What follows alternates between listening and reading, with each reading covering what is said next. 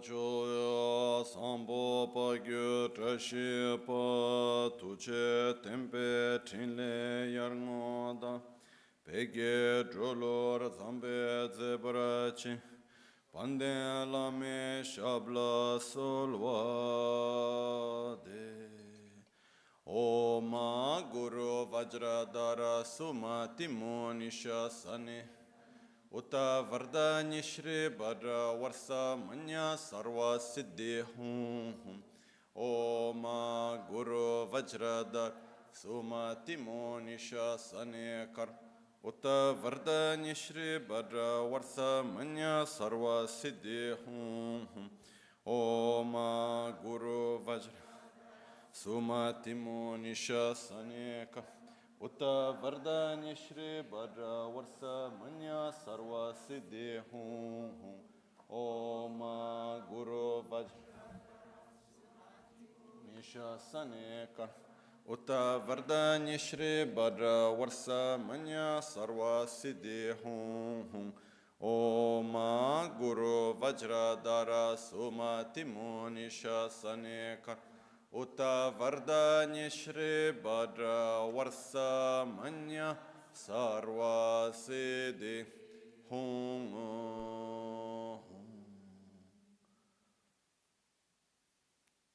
Dagi Je Tsong Lama Tuje Che Nyamda Dala Tuje Siksu So Gibe Shesan Dala Tendo So Uyon Sunge Nawa Tsedo So Tseji Ningne Solwa Debe Tse Dejen Korlo Visu Lekshune Yila Sambe Dudun Malupa Gemel Hunge Drubra Chinge Lo Tsoni Sogdan Diktun Shapetse Dinginam Ke Yinsu Lekshune Lapchen Tsoni Yonso Zopada Cheranye Dun Chamra Chinge Lo Chanchu Parge Ninsen Tukuntu Niu Peme Siudru Lekshune Chanchu Drube Gegen Kunshishi Tingen de la Drubra Chinge Lobo Dagilona Chula Chokpada Chemin Samjurang Nimba Shiwadan Chudan Tumbe Dudun Malupa Bemel Hunge Drubra Chinge Lo Dorna Tingne Tsira Tamcheda Techi Pardo Nekaut Rese Kyamne Lama Kele Me Tukje Chinge Dala Sikso Sol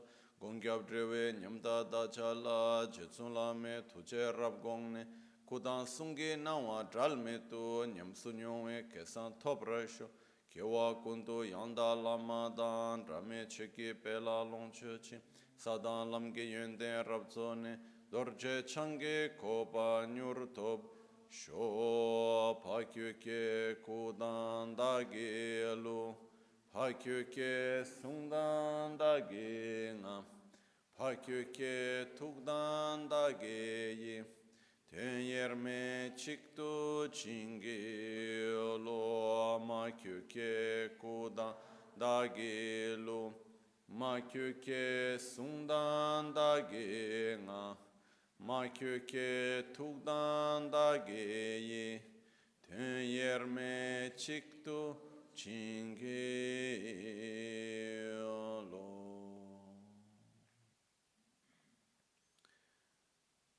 Om Muni Muni Maha Muni Shakya Muni Svoha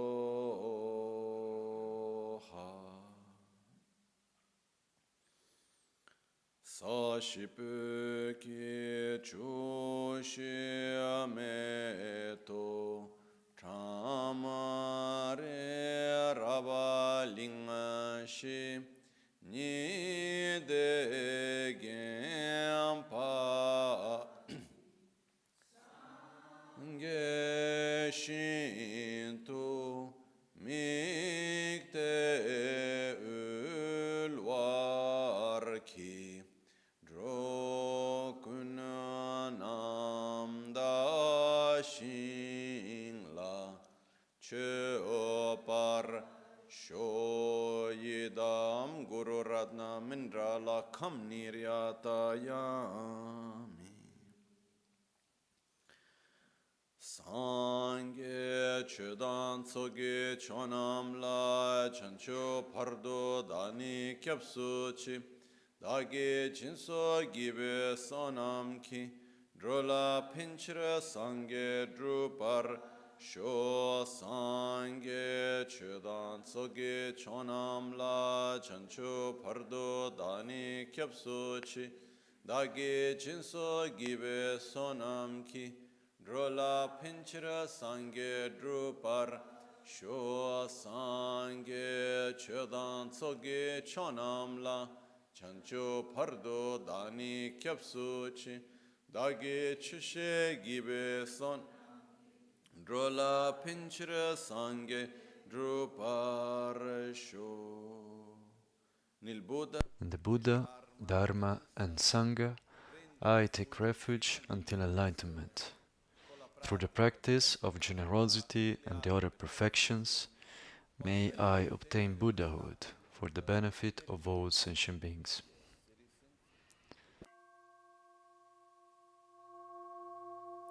Namo ya laye ke da luda nue jen ke rubon da mi ke nam da ruwa kun ke tanam che sampa tam che ke to da ge che ten to tam che ke to da ge che ten to.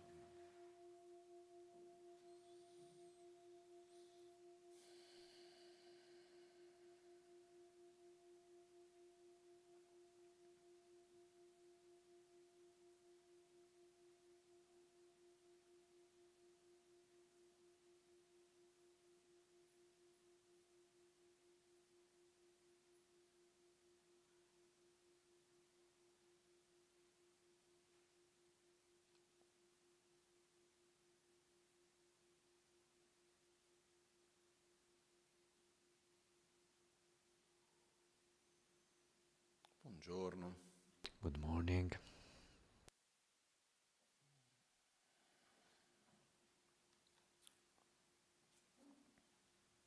Alcuni anni fa Some years ago,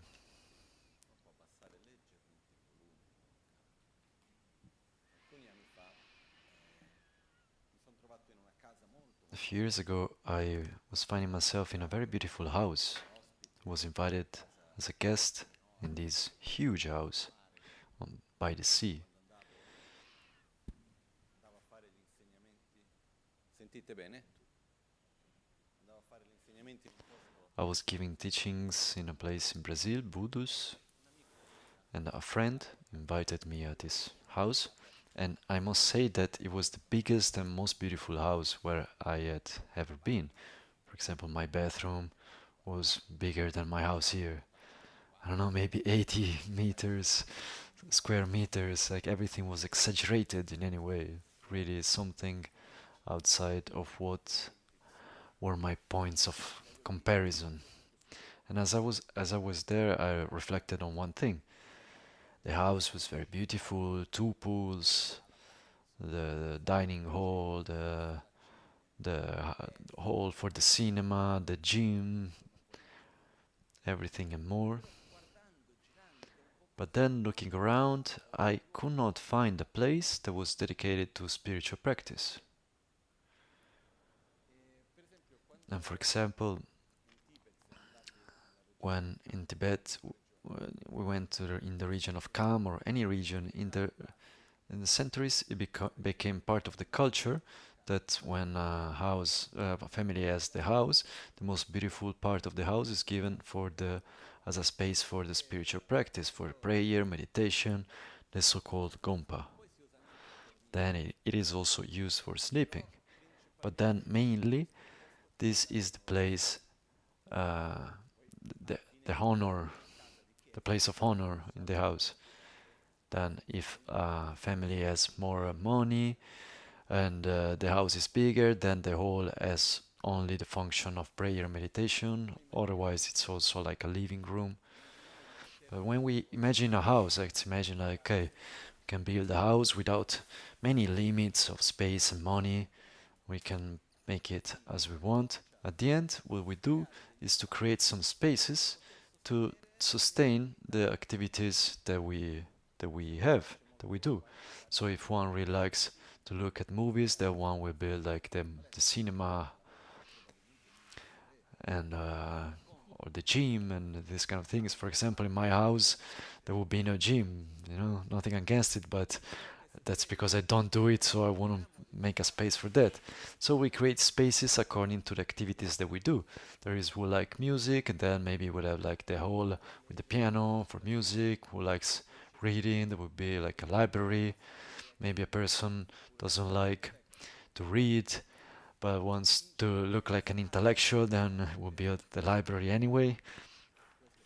But anyway, the spaces will be dedicated to the very activities that we give importance to. I studied very superficially Vastu Shastra, which is similar to Feng Shui, but in the Indian tradition, where it is studied how a house is built in order for it to work well. And one thing I remember is that a house well built is a house that when you go to the bedroom, then you feel like you want to sleep. When you go to the dining room, you feel like you want to eat. A house that is not well built is a house that when you go to the bedroom, then you wake up. When you go to the dining room, you don't feel like eating, and so on. So there is this dynamic in order to make it so that every space can uh, make work according to its own function. So it really depends on the things to which we give priority in our life. And according to this, we create the conditions for creating the space and so on. Similarly to this, in our life, we also have people and roles that we create. There are different roles that we somehow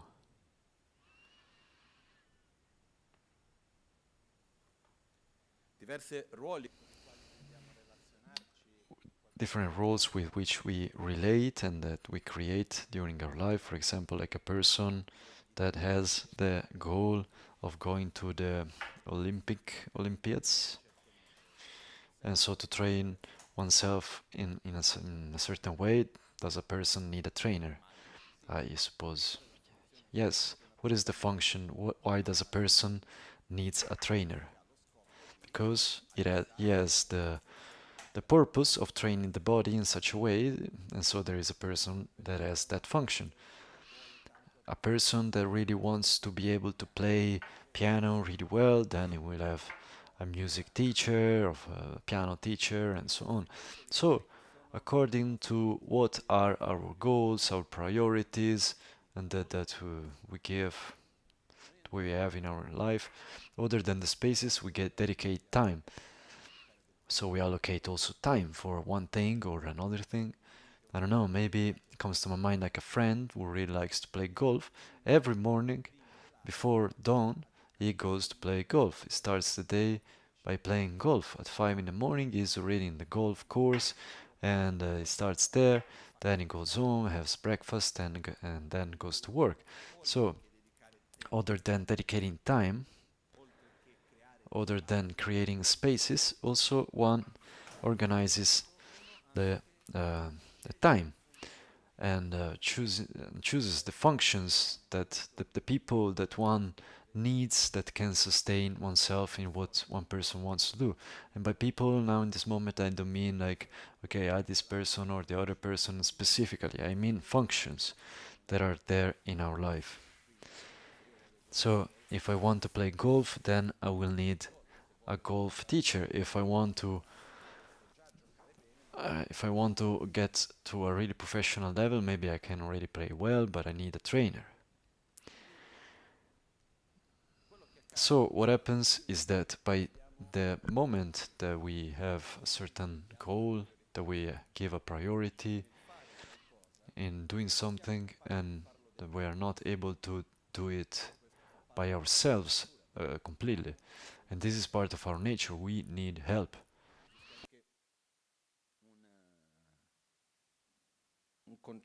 There is also a concept that is part of certain types of researches that says that more than 98% of our thoughts are repetitions of previous thoughts.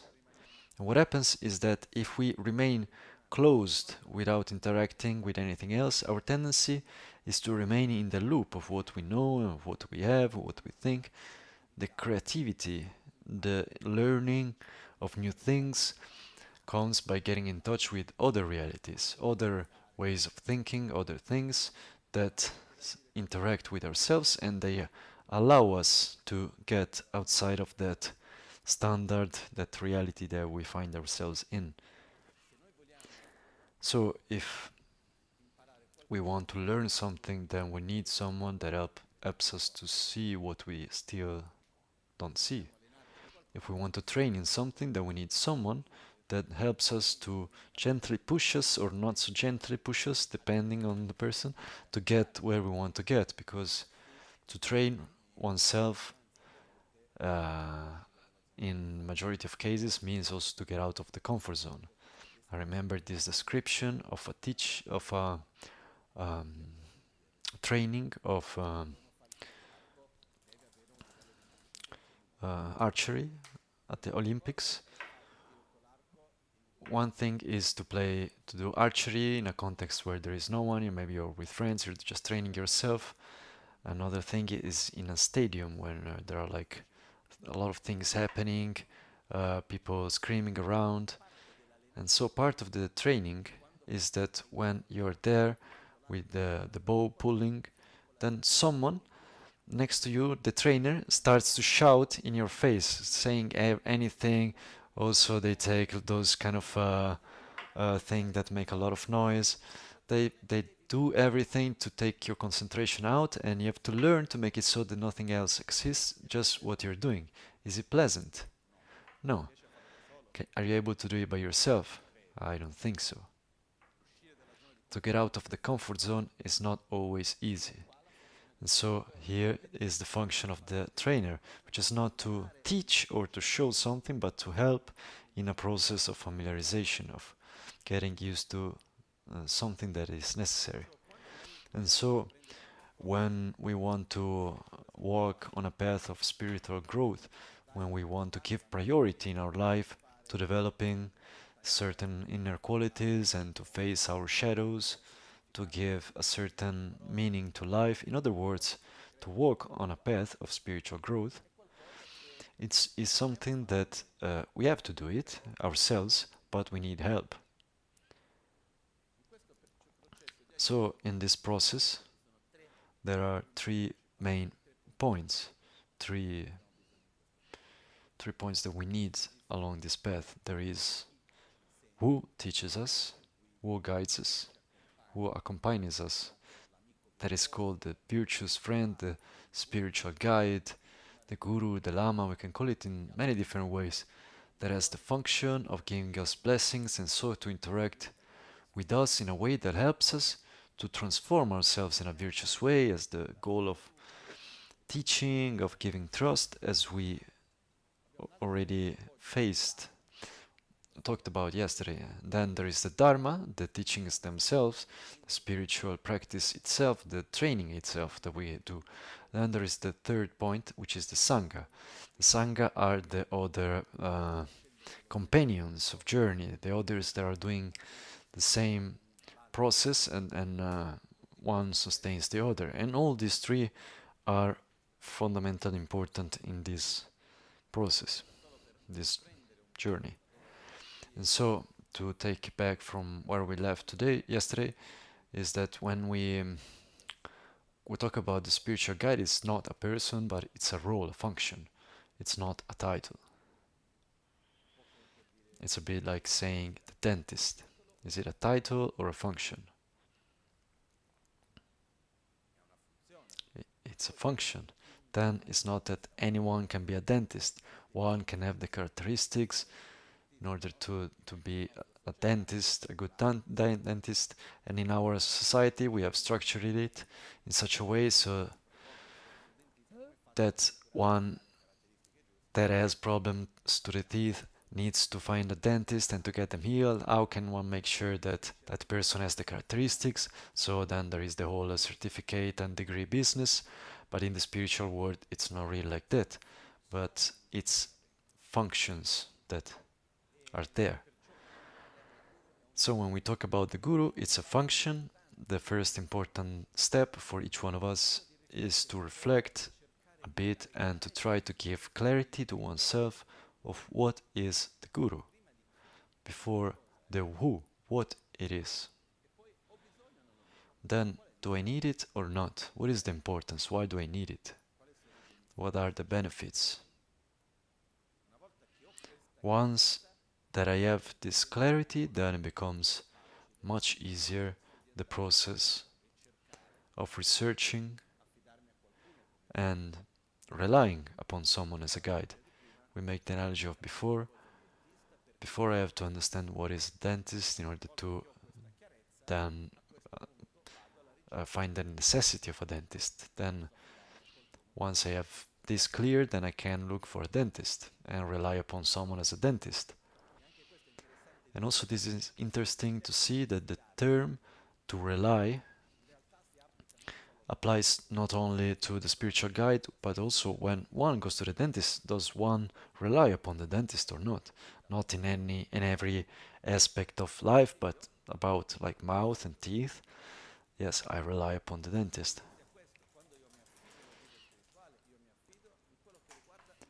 And so, about the spiritual guidance, I rely on the spiritual guide for the spiritual guidance.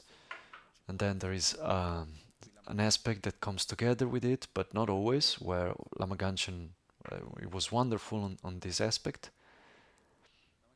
Lama Ganchen Rinpoche had this attitude that first of all he welcomed everyone. He said, before anything else I can be your friend. Then maybe after that I can also become your spiritual guide, but before I want to be your friend. And Lama Ganchen was showing us one of the first necessary steps, one of the fundamental characteristics of the spiritual guide is that a person that I can trust is a person that I know that loves me, so that everything that person will do for me will be based on helping me to face my difficulties, my suffering, and that person wants good for me. Also, the word friend in Sanskrit comes from mitra, which comes from maitri. Maitri means desiring the happiness of the other, so love. So mitra is the one who loves. The name of the spiritual guide is Kalyana Mitra, so the virtuous friend. And so, this is not something, as we said yesterday, one just understands from one day to the other and then next step we go on, but it's something that during one's own lifetime, as one collects experience, then it becomes more and more clear the function of the spiritual guide. What does it mean? How to correctly rely upon a spiritual guide is a lifetime thing. It's not something that it's done from one day to the other. It's a bit like a relationship with another person, whether it's a couple relationship or a work relationship, friendship. One thing is the first moment where we give each other the word, okay, we are friends. Then another thing is that during the years that becomes deeper, so there is a path, a journey that happens. And this process doesn't happen only with direct experiences, but there is also a part of training. So the part of training, there is the part of meditation, the analytical meditation and the unidirectional meditation. And so in the analytical meditation, we are sitting, we have visualized Guru Buddha at the end of the preliminary practices that is sitting on our head. If for someone is difficult to visualize it on top of the head, then you can visualize it in front. Theoretically, there are 3 places where you can visualize the Guru: in front, on top of your head, and at your heart. These are the 3 places where in general it is visualized. Personally, I feel that I rather visualize it in front rather than on the crown.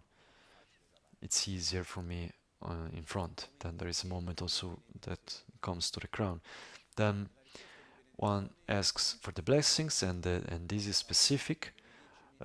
Bless me so that I can have clarity on what is the guru? Why do I need to rely upon the spiritual guide? So that I can really understand the benefits, that I can generate gratitude. May I have this clarity. So we ask for the blessings for this, and there where we see that inside of ourselves there are some doubts, rancor, tensions, whatever that is about the relationship with the guru in general, or with a specific person that represents the guru, which is also our guru. We mentioned that as this nectar comes, then it cleans all of that away. And during this path, there is the part where first we understand what is the guru, and then we see the benefits of relying correctly upon the spiritual guide, and then the negative sides of not relying or breaking the relationship or relying in a wrong way. Because if I rely upon someone which doesn't have the characteristics, then the results can be quite heavy. So for this it's important for us to look well, and as we said yesterday, if it would ever happen that we rely upon someone and then at certain point we see that it doesn't go well, we can always just say thank you for what I have received until now, and I take distance from other things without putting oneself in opposition and criticism and so on. This for me is about any relationship, not just with the spiritual guide, but about like also a relationship, a couple relationship, work relationship, so on. At a certain one person works well in a certain role and so on until at a certain point, and then it doesn't work well anymore, and then I take distance, but I don't put myself in opposition against. This helps us a lot during this process. So now we get to the part, because in the second part of how to train ourselves mentally, yesterday we saw how the part of how to train in faith. So today we got to the part how to generate gratitude. And here there is a delicate point, so to speak, that the word in Tibetan kadrin, I cannot translate it properly in Italian, because if I have gratitude towards you, what are you towards me? What is the word in Italian, if someone can help me? I have gratitude towards you because you are gentle, kind. We don't have a specific word. In Tibetan, the interesting thing is that the concept of gratitude actually is a term that is attributed to the other, in which we have to recognize that characteristic, and so we feel gratitude. So we kind of recognize the kindness, the good that the other is doing. And this recognition, acknowledgement that the other does for us, we translate it as gratitude. For as much as I can find, there isn't one specific word that I can receive many things. I can receive help, I can receive love, sustainment, and I can be grateful to all these things. We can be grateful to the... What happens is that the word that it's in Tibetan, that in this case is Kardin Drempa. Drempa is to remember, to be aware of what? Of the beautiful things that we receive, let's put it like that we translate as being grateful. So in this case, the fact is that when we feel gratitude, we give value. And this also creates a natural feeling of somehow wanting to offer something, wanting to do something for the other. It's one of the most beautiful feelings that exist. And it's fundamental in any aspect. And the part of gratitude, one of the difficulties about gratitude is that sometimes we have a hard time feeling gratitude when the other person, even if she helps you and she did a lot of beautiful things for us, but doesn't match with the idealized image that we have of how we think that she should be according to us. Because even if you did this and that beautiful thing, because there is this and that other thing that didn't go well, I generalize everything and I have a hard time feeling gratitude. And in our spiritual path, gratitude is one of the fundamental and most important points. So if someone will come to us today in a moment of difficulty that we are having, in a moment where we wouldn't be able to survive by ourselves, and this person gives us food, protected us from cold, would we be grateful to this person? Has someone ever done this to you? Maybe in the first months of life, at least. Were we able to eat by ourselves? No. Were we able to survive, to clean ourselves, to do anything? No. So what happens is that when we say that in order to have gratitude towards a spiritual guide, first of all we should learn to have gratitude. We should train ourselves in gratitude as a basis, and very often it is remembered that the first being to which we should feel great gratitude is our parents. First of all, towards our mother.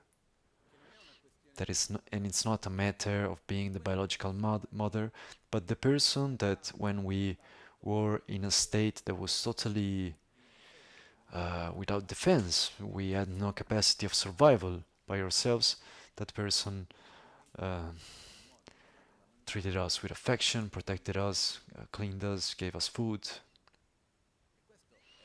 And this is a basic thing. If we are here today, it's because someone has done that. And another interesting thing is that if someone does good for us,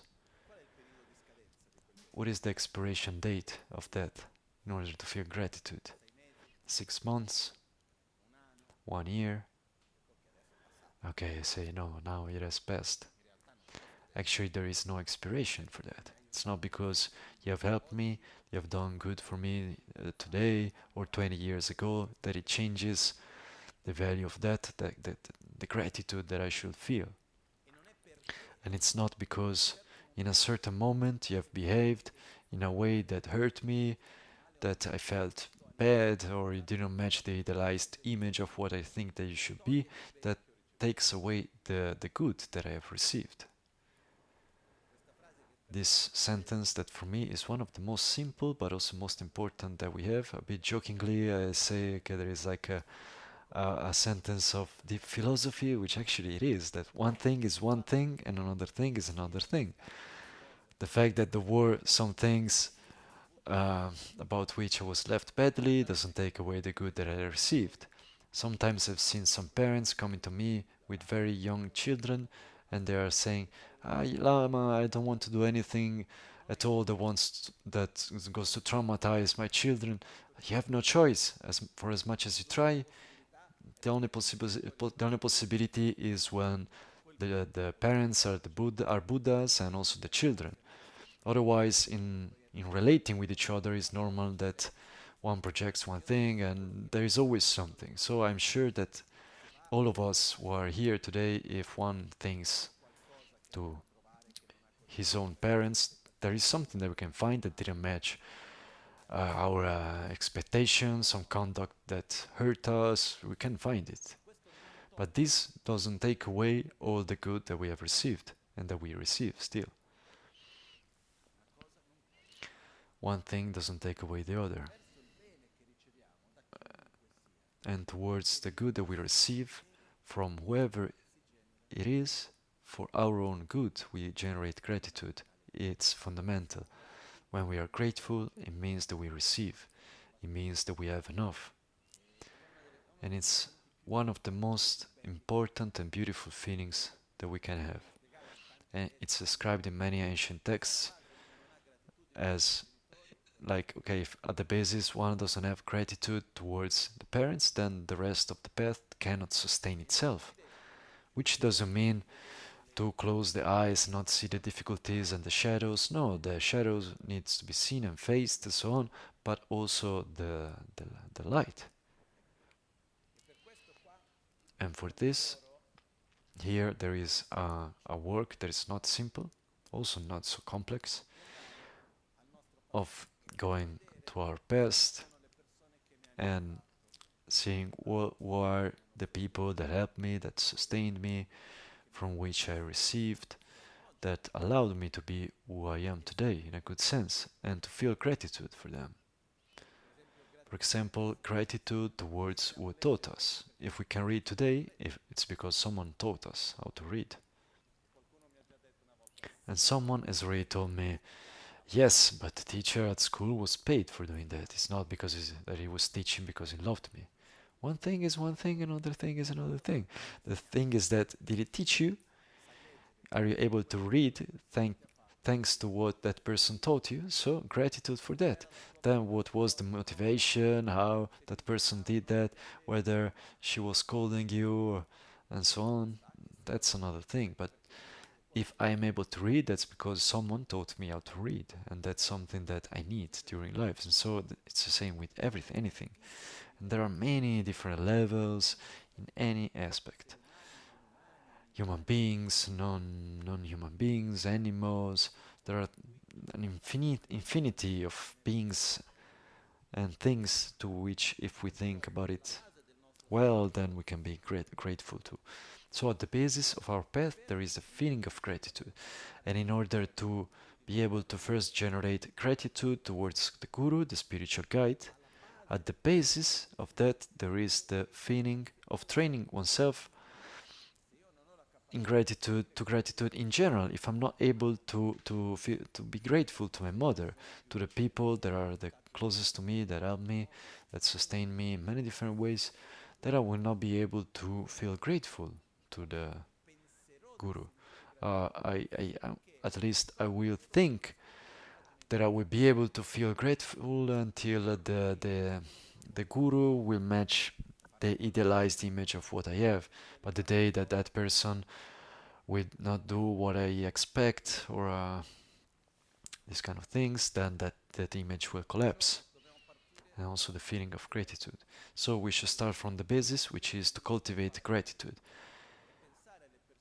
What I invite you to do is to think about the people that are close to you, starting by our own parents, and also the things that we don't remember anymore, but that we know that have been there, to be able to thank for that. To be able to thank all those that taught us, that guided us, the friends, and so on.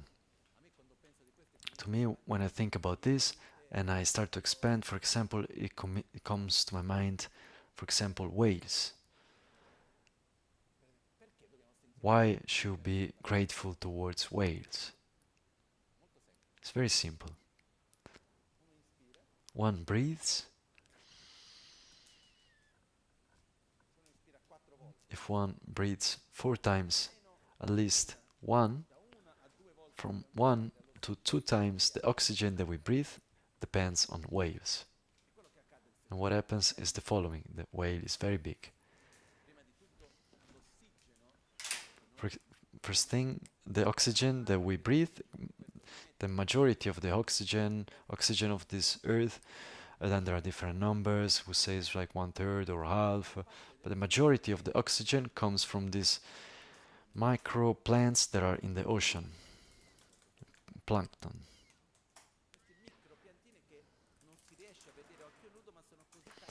These microplants, you cannot see them because they are so tiny, but there are so many that even from the satellites you can see that they are there, and they generate the majority of our oxygen. Plants need nourishment; they need to be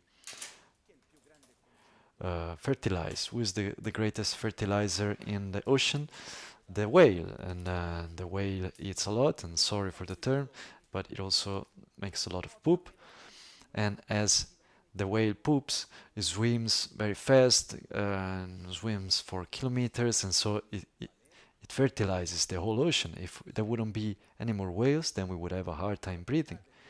So what happens is that every time that I breathe, partly is thanks to the balance of nature and of whales also. And when we start to observe this, then we see that we depend on an infinity of beings. Do not think about our microbiota. And at the basis here, there is the fact of developing gratitude to be able to feel grateful towards who help us and sustain us in a way that it's aware or not.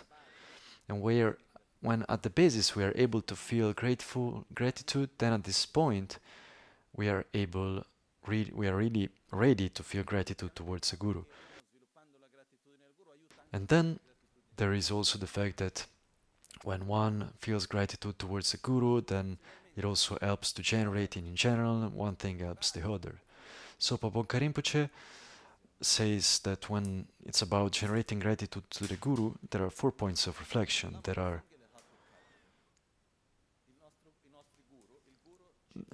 the Guru gives us more than all Buddhas put together.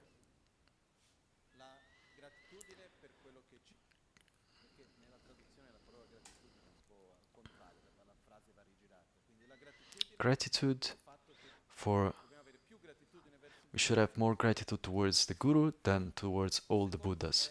The second is gratitude towards the teachings of the Dharma. Third, the gratitude for blessing our mental continuum. And then fourth, the gratitude towards also the material sustainment. Let's start from the first one. There is a verse in the Guru Puja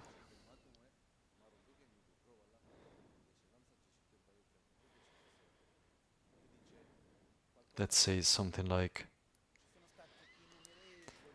there have been innumerable sacred beings and Buddhas that manifested in this world until today. Many, a lot. But the point is that the innumerable Buddhas came and manifested until today, but I'm still here, put badly like this, in the sense that for as many Buddhas came, they were not able to tame my mind. They were not able to sustain me really in a path of real growth.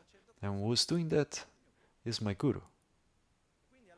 And so at the end, for as much as there can have been many Buddhas, who's really there helping me?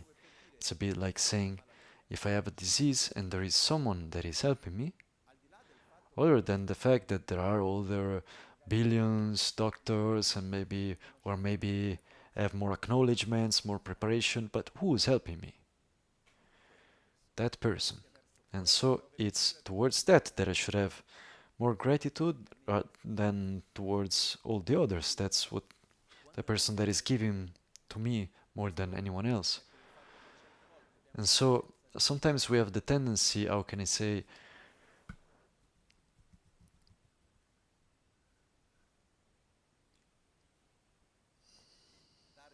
of giving value. We have the tendency of giving value to titles more than to the relationship. So I should have gratitude towards who teaches me, towards who helps me, who loves me, who guides me, not towards who have some great titles that in general do a lot of things, but that to me directly with which I didn't have a direct relationship. So here I'm sitting in meditation and I start to see in what way the gurus are helping me, are sustaining me, what is it that I'm receiving by them, and to see that there are many other beings that are wonderful in the universe, but who's helping me actually are those people, those beings. And so to say, wow, how much do I owe to them? Not in the sense of debt. Here also there is another point. We have a hard time feeling gratitude because then we think that to feel gratitude means to be in debt, and then but it's not about that, because if I give something to you with the joy of giving to you, then I'm not expecting anything back. You're not in debt towards me. But on the other side, when we receive something for our own good, it's right to feel gratitude and also to want to offer something. I don't know if this is clear. It's not there isn't a depth, but there is the joy of being able to offer. And so here, the first level where we reflect on gratitude is the fact of seeing that at the end, in this world, in this universe, there are many wonderful beings, many spiritual guides, many beautiful people, many incredible beings, and there are many in all fields, like religious, not religious. I'm convinced of that. I don't believe that when we talk about spiritual guides and we talk about beings that can help us, this is just about the Gelupa Buddhist context. No, I believe that in all religious and non-religious fields, there are beings that are wonderful and that can guide us and teach us. But at the end, who's guiding me is this and that other person. Those are those that are really helping me, those with which I have this relationship. And so at the end, they give me more than all the others put together. And this is the first level where we train in gratitude. The second is the gratitude towards we receive. For the fact of receiving the Dharma, how much is Dharma important? And here there is also an interesting matter about receiving the Dharma. It's like the Four Noble Truths. Before hearing them the first time, when like it's something that it's outside of our reality. When we listen to it for the first time and someone shows us the three types of suffering, the causes of suffering, it makes us understand the path to get out of suffering, that it's possible, but it's not by creating an external reality, but by transforming the way with which we relate to the world and so on. The first times that we get in touch with this, it opens our mind in an incredible way. It changes our way of relating. Then it seems so obvious that at a certain point may seem that maybe, yeah, but you showed me that, but it's obvious. Actually, the fact that someone helps me to open my mind, to see what I didn't see before, someone helps me in a process to open my heart and to love myself better and to love also the others better and to develop a more coherent view towards reality and to develop some tools that help me to feel better with myself and the others. This is something wonderful. So in the process of developing gratitude, there is also a part where one lists the things that have been received, where one remembers the positive aspects. In this, there is also another similar aspect, which is very similar to the process of rejoicing. In rejoicing, actually, it's very similar to celebrating. And it's the fact of remembering what didn't go well, remember the good positive things and to feel joy for those things, celebrating those aspects. And this is very important also because when we relate with someone and we are able to list the good things that we received, we are able to go through those things and to say thanks. One of the things that we do is that we in our long-term memory put those positive aspects. When we relate with someone and we receive a lot of beautiful things, there are many things that we learn and that we receive and so on, but we don't go through the process of being thankful, of listing things. When there will be a moment of difficulty, then we will generalize everything through that negative aspect and we will not be able to connect with the positive part. Is this clear or not? We can see this in the relationship with parents, in the relationship in the couple, whatever relationship. But actually, when we leave something beautiful and then we remember it, look, I received this beautiful thing, you helped me with this or with that, how beautiful, and I list it, then that way I am helping myself to stabilize those things in my long-term memory. They are more present. And so in the future, in whatever moment, more easily I will be able to access to them. When we don't remember some things, what happens is that the day passes, we go on, and then easily we will forget about things that have happened. And when I forget about what I've received, probably I will have less probability of feeling gratitude. I think this is quite clear. So, this second step is where we list what we receive, and the most important thing that we receive from the spiritual guide is Dharma. Remembering that the Dharma is not only the formal teachings, Dharma are the tools, the knowledge that is transmitted to us that helps us to transform our being in a positive, virtuous way. And this happens in many different ways. I received many teachings without words, with example, with the presence, many ways. So, to be able to generate this feeling, to recognize the positive aspects that we received. And in this way, gradually, remembering this, we can make it so that that feeling of gratitude is not something that is forced, but something that is the consequence of this mental process that we have. So if I start to list the things that I've received from someone, if I'm not really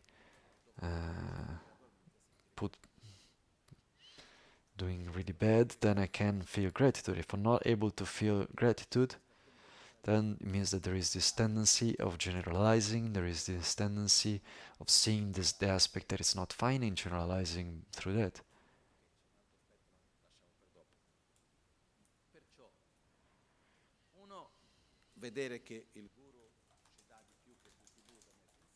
So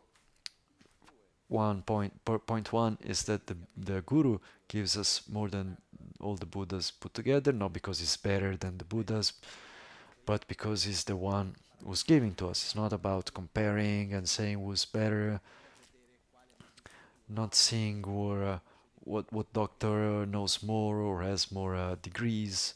No, he's the one that he is helping me, to which I should be grateful, more grateful. The other aspect that comes together with it is that the main function that the spiritual guide has, this is something that we need some time to understand and to feel it. The main function of the spiritual guide is not to teach us, but to bless us. What does it mean? What is a blessing? For me, personally, it took a lot of time to understand it, if I understood it, but I share with you my comprehension.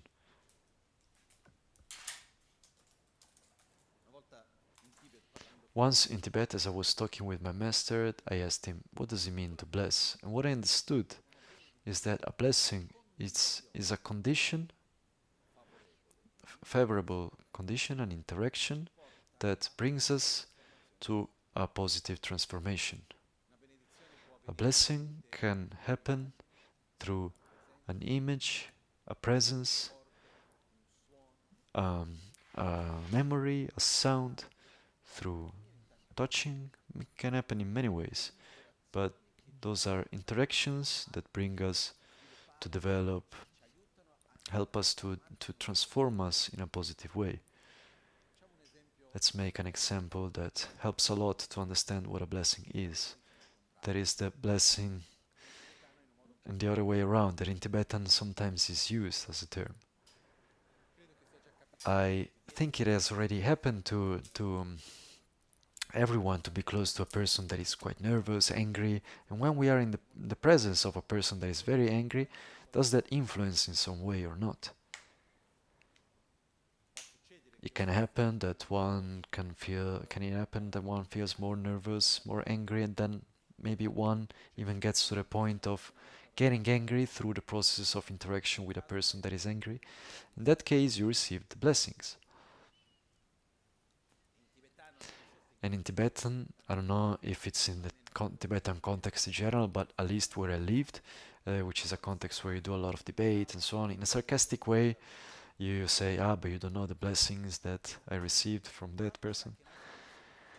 But so the point is that we are beings that are influenced. So we are in the presence of another person, whether we want it or not, we are influenced. So in this process, When it's a positive influence that helps us to develop the good part of ourselves, then it's called a blessing.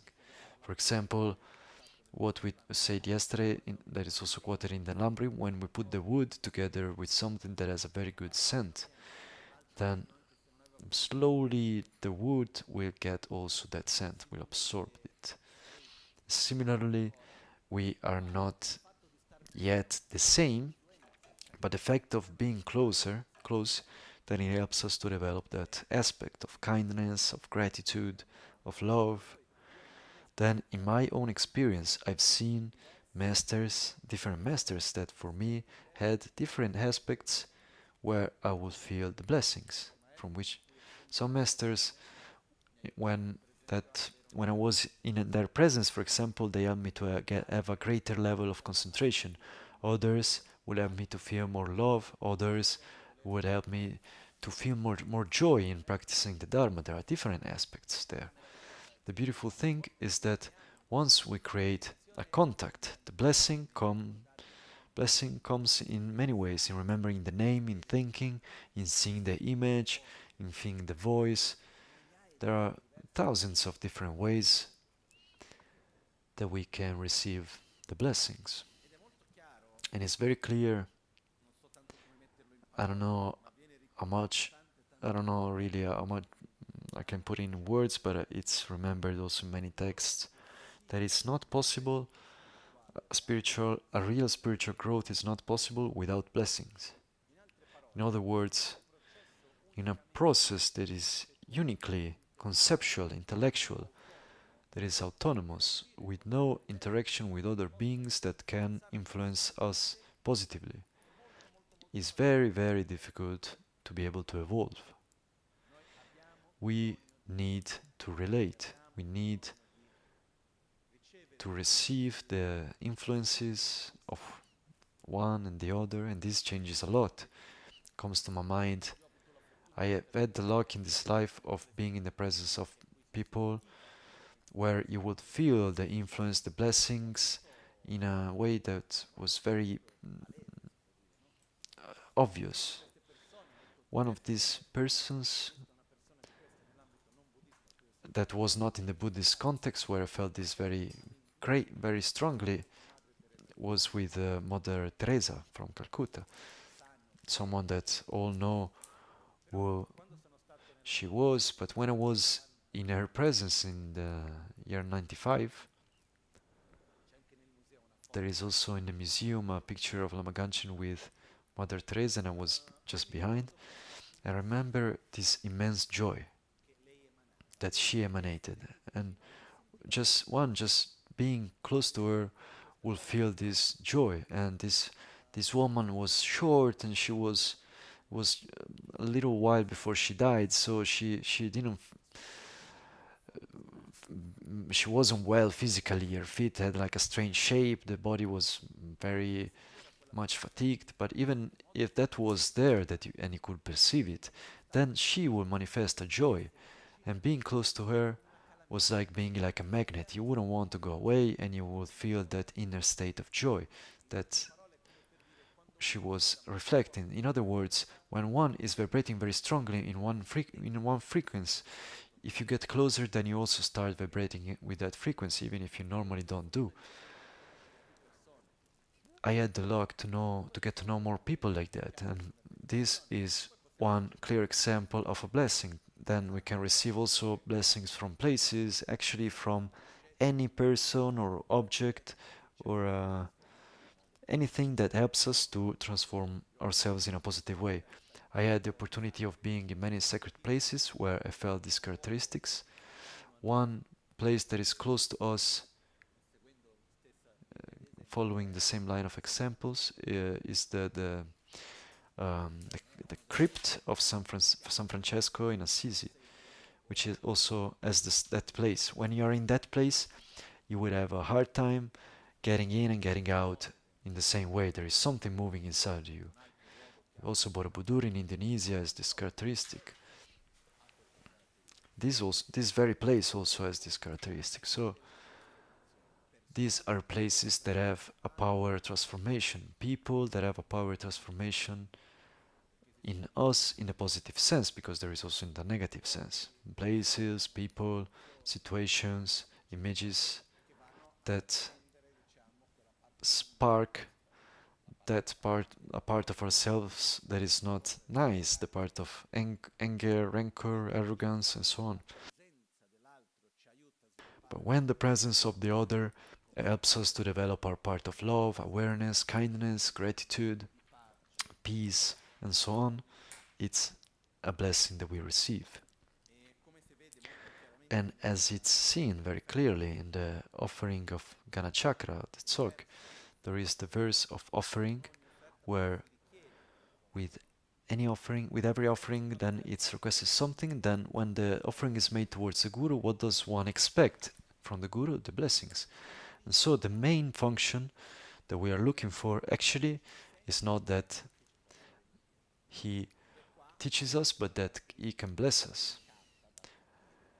And here there is a characteristic that is more delicate to find and to understand. When we are looking for someone to guide us spiritually, at the beginning, at the first levels, we have the tendency of looking for someone that can teach us in the right way, explain us. At the beginning, the tendency is more to look for, we need someone to teach us more than anything else. But the most important quality that we should look for in a spiritual guide is that is someone that has realized what we want to realize. Because if I am in the presence of someone that is love, beyond aside words, that being in the presence of that person helps me to develop love. So very often when we look for certain masters, it's not really done from the point of view of what do they have to teach me. This happens mostly, for example, when you see practitioners that they have learned the technical part, but they're looking for people that have realized what one wants to realize, and to receive a transmission from them is different.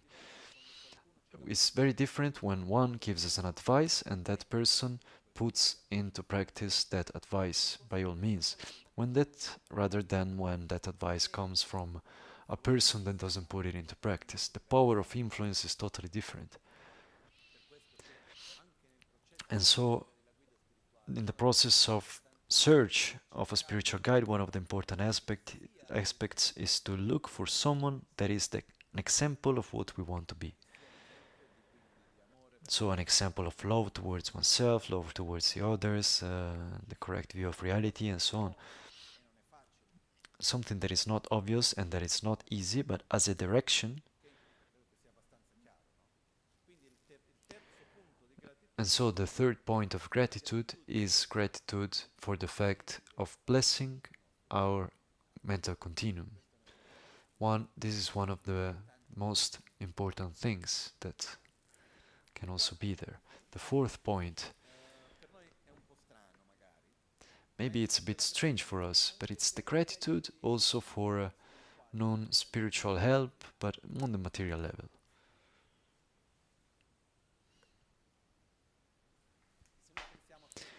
If we think about this moment that we are living, this very moment, for example, the place where we find ourselves, this actually exists thanks to Lama Ganchen. He was the person that did everything and more so that this place could exist. And at the end, who uses this place? We do. And there is an aspect that is described in many contexts, that is when we are close to someone that has by all means many strong positive karmic force, we as a side effect, we also receive those benefits. For me, a very clear example is this place. We find ourselves in a place where we can be comfortable, that has the right energies in nature.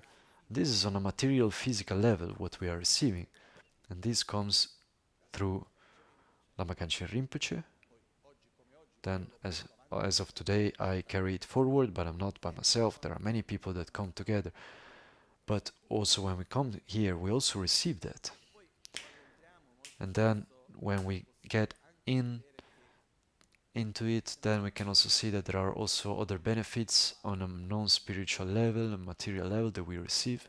We receive love, we receive affection, we receive the presence, we receive help of any kind. And so this is something that actually the point here is to be able to list in the sense of acknowledging the things that we receive. In general, there is also this point that between the means of the person that places himself of wanting to help the other, to guide the other from the spiritual point of view, there are those that are called the four skillful means to be able to guide properly. And inside of this, there is the material help. Because what happens is that in any way, we have four types of need. The first need is the material help. We need to eat and so on. And this is also one of the reasons for which, in many contexts, for example, food is offered to everyone. Drinks, food are offered. Pabonka Rinpoche tells of how one of his gurus at the beginning didn't connect with him for the matter of Dharma, but because when he would go and visit him, then he would offer him a very good tea. So he created attraction towards that tea. Then he was giving him sweets. He was a kid, so there was good tea, there were sweets, and so he got closer. And then he transmitted the Dharma to him, and so on. And so there is this material aspect also that very often is present. So it's not a way to try to manipulate, but it's made in order to create connection. Then there is the fact of the affection that one receives, and for me is one of the most important things. We live in a context where the majority of us materially is not like we are in a situation of need. Actually, not at all. But from the point of view of affection, that's something that very often we lack. In my own personal experience, the times that my masters looked at me in a certain way, caressed me, that's something that filled me in a beautiful way. And for example, I care a lot about being able to share affection and to give this in a hug or in a way of touching, things that we very often need. Sometimes it has happened that I gave a hug to someone, and that person after a while came and she said, you are the only person hugging me in that way. I don't remember even receiving that hug from my own parents. And so when we receive affection, it's important also to see what we receive in order to give value, because when we give value, then naturally that feeling of gratitude arises, and that allows us to also be able to offer to others. And so here on this point, we should list the things that we receive, not only from the spiritual point of view, but also material, so from the point of view of love, affection. For example, with Guilherme here in front of me, comes to mind, we were in Mongolia, and there was quite a particular situation where he ended up in a messy situation, not that he did anything particularly wrong, and things could have gone quite badly, could still be in the midst of some legal problems in China. But what happened also there is that we all moved together, taking all the helps that were there from the Sangha to solve the problem in a way that it all went smoothly. And this is an example, but okay, when we are in a journey, then one is closer, then so you help each other in many ways. So this last trip that we did, we were received with the best of the best from Sawat Rinpoche. Food, then a place to sleep, a beautiful party for everyone. But at the end, why did he give all of that to each one that was there? Because he had something towards everyone, or because there was something towards Amaganchen and me, and then all the others receive it as a consequence. This is about this point, what do I receive? And it's important for us, not in the sense of adulating,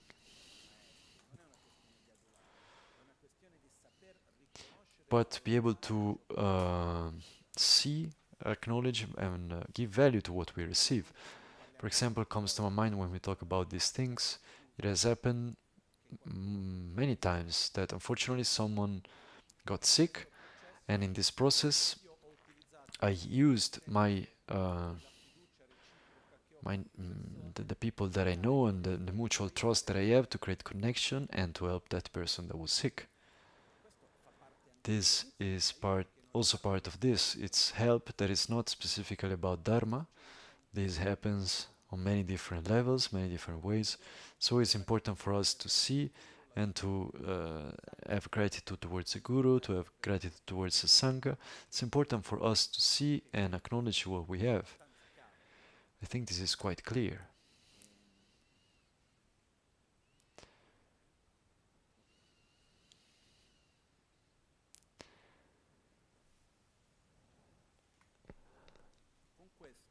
And with this part where one meditates is concluded, and familiarizing oneself with relying correctly upon a spiritual guide. So what have we seen? Quickly is what is a spiritual guide? Why do I need to rely upon a spiritual guide? What does it mean? What are the benefits? What are the negative effects of not having a spiritual guide? We have not got into the details, but if I don't have a spiritual guide, hardly I will follow any path. Fortunately, I've seen many people that have the interest of following a spiritual path, but are not able to rely upon anyone, and then eventually they take from here, from there, they do a bit like this, a bit like that, they mix a lot of things together, and then eventually they don't really know where to go. And in our spiritual path, aside of the tradition, the human relationship is one of the fundamental points. And so when this presence is lacking, then we are a bit lost, we don't really know where to go, and so on. And when actually there is a relationship with the spiritual guide and we break this trust relationship, then it's even worse than not having it, because one knows that it was important but was not able to restore it because there was that trauma of that trust that was broken. It's not impossible, but it becomes very difficult, and sometimes you can also get to an aversion to one's own spiritual path, or to a feeling like, okay, no, I can never ever trust anyone else. And so I repeat once again, we have to be very careful on how we rely and to who we rely. There is absolutely no hurry. This is something that needs to be with awareness, with experience, before relying completely. So what is the Guru? Why do we need to rely upon the spiritual guide, the virtuous friend? It means the same thing. Also the word Guru. Guru, let's remember one last thing, is not a person, is a role, a function, and then there is who does that function, and it's like the dentist, and then the person that is actually the dentist. In Tibetan, Guru is Lama. La means the highest point. Ma means a negation, so that there is not. So it means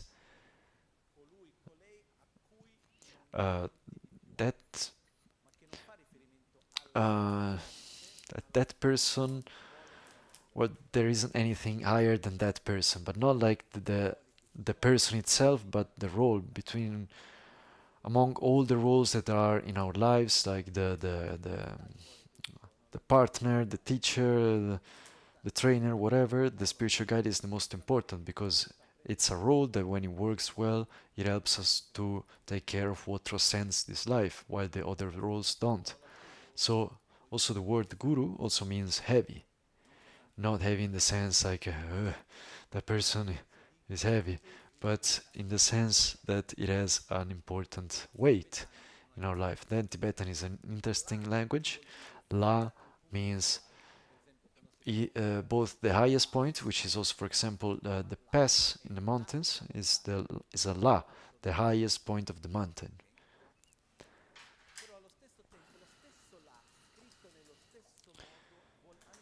For example, La, written also in the same way, also means the energy, the vital energy that sustains us in life. And Ma means negation, no. So Lama means, okay, there is not anything higher, but also Ma means mother. So it can also be translated Lama as there isn't anything higher than that. And then you can translate it as who nourishes the vital essence in us. These are two different ways where how we can understand the word. The benefits of relying upon a spiritual guide are about mostly following the Dharma path, increasing our qualities, giving a meaning to our life. These are some of the benefits. How to rely upon the spiritual guide, there is the part of how to rely mentally and then in the physical conduct. Mentally is the part of training in faith and in gratitude. Faith is about seeing the qualities, and gratitude is about seeing what we receive. So when we do the meditation, one is sitting there, and what one does is to list these various aspects. By listing these aspects, one gradually that generates that feeling of gratitude. Once that feeling of faith and gratitude and joy is there, then one stays in that for as much as possible, and that is the one-pointed meditation.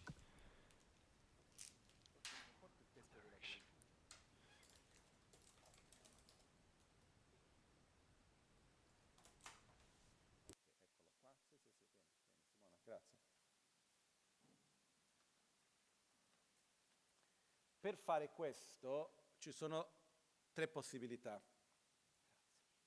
In order to do this, there are three possibilities.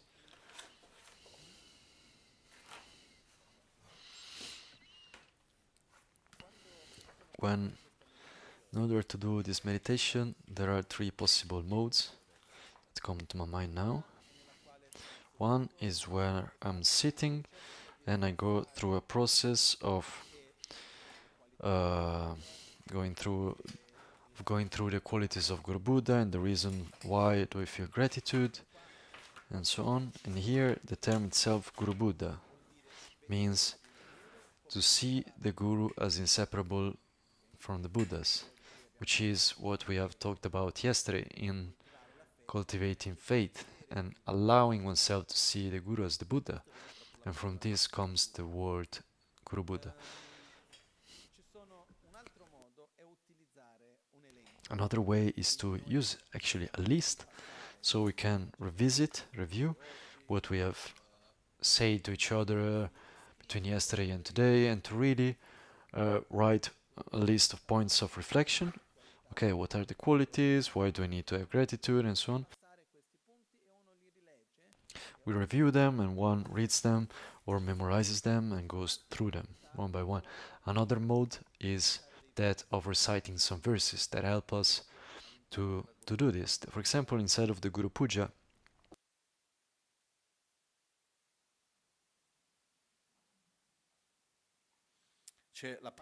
there is the part of the verse 43 on that actually is put in the verse in the form of making requests, but actually one remembers the qualities of the Guru.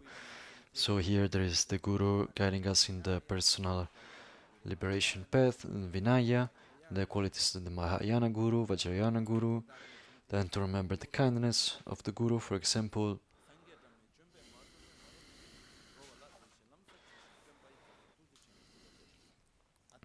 We make our requests to you, O compassionate refuge protector.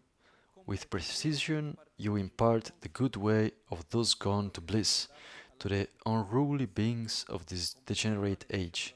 That is, with precision, you're able to transmit the Dharma and to show me the path to get out of suffering. Of this degenerate age were difficult to tame. The unruly beings, in the sense of beings that are very much taken by the mental defilements, and we were not subdued by the countless Buddhas of the past. The word tamed, to tame, is a bit strange as a translation. To tame what? To tame the mental defilements, not the person. So here it says, oh Guru, you that are able to tame my mental defilements in this time of degeneration, and no one was able to do that before.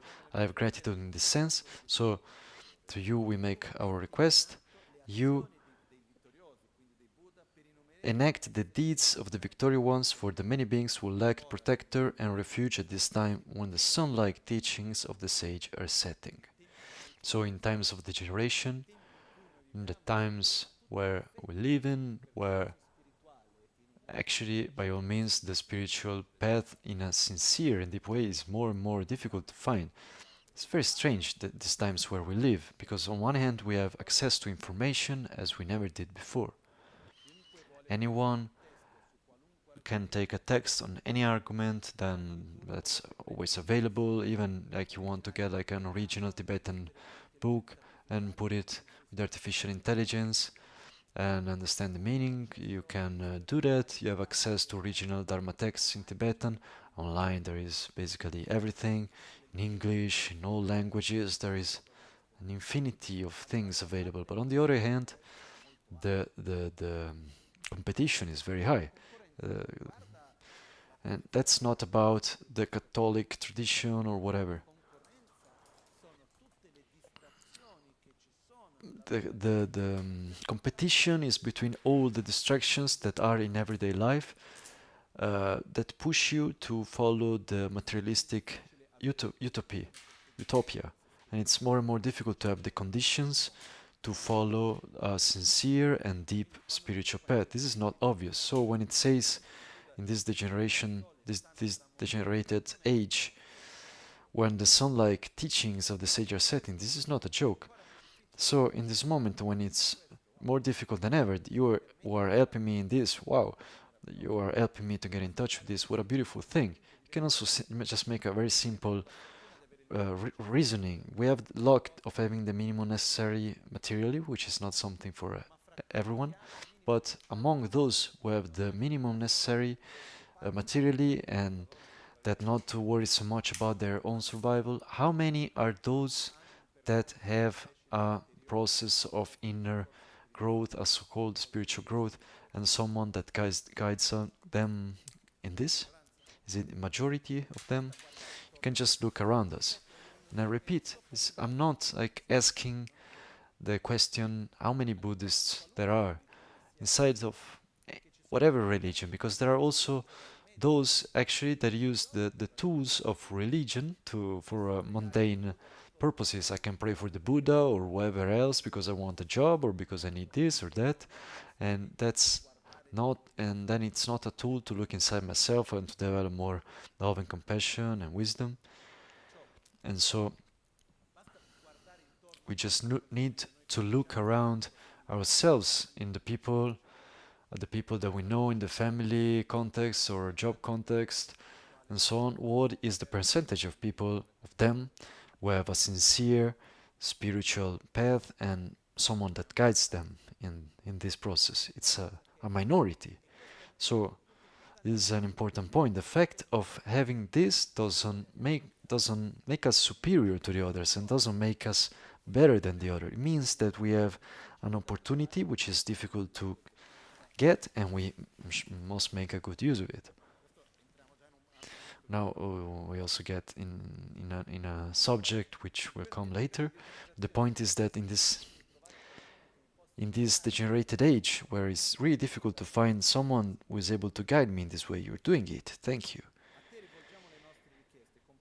we make our requests to you, O compassionate refuge, protector. Even a single hair from your pores is for us a field of merit, more highly praised than all the conquerors of the 3 times and the 10 directions. This is a very simple point, actually. When we feel gratitude and we make offerings, to who are we making the offerings, and we make a gift according to the type of relationship that there is with the other being, the positive karmic force generated is different. So from the moment that I give something towards someone that to me has given a lot, actually with a deep sense of gratitude, the positive karmic force generated is greater. So when we rely correctly upon our spiritual guides and we see that being as inseparable by the Buddhas, then that is worth more than offering to all the Buddhas in a generalized way. This is the verse 48. And so we can take some verses without having then you see the inner qualities, the secret qualities. You talk about the qualities of the gurus. This is the part for cultivating faith, where what we have and instead where what we have received is what helps us to generate gratitude. But we can reflect on this, and what we should generate is not a concept but an inner state where we feel gratitude and we feel faith. Let's remember that faith is to see that it's there, that it's possible. I recognize the existence, the functions, and I feel gratitude. And so this sense of relying with gratitude, when we are able to feel this, then we stay there for the time that we can. And this is the way that we train through thoughts. The other way is training through conduct, training through daily action, which is called Jorwe Tensun. I make you a personal example that I've already shared many times. Once, since when I was very little, for whatever reason, spontaneously, I have always had a lot of formalities towards my masters, who knows me since when I was very, very little. For example, the Kunten Lama, that has known me since 92. They were mocking me a bit, like saying that I was like an old person in the body of a child. So fortunately, as I go on, then I'm rejuvenating. I was very boring as a young kid. I was very much like an old person. And for me, the part of the formality of the respect has always been very important.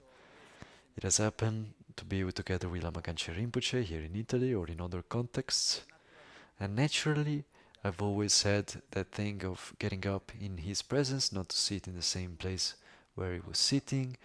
As I was talking with him, I would kind of curve down, something that was normal for me. And sometimes it has happened to me that he would tell me, no, don't do these things, or maybe I will go and visit him in the morning or in any moment. I will make the prostrations, and he would say, no, there is no need. And I remember very well once, but this happened in many occasions. One time was very clear, where I was in Milan, and in the room where Lama lived, and where he also received everyone, a very small room. There was not much space, and there was also a bathroom, and there was the only bathroom of the whole house where other people lived. And so it would sit usually on the bed, then other people would maybe sit around in the room and talk with him. And one day I got there, and it was full.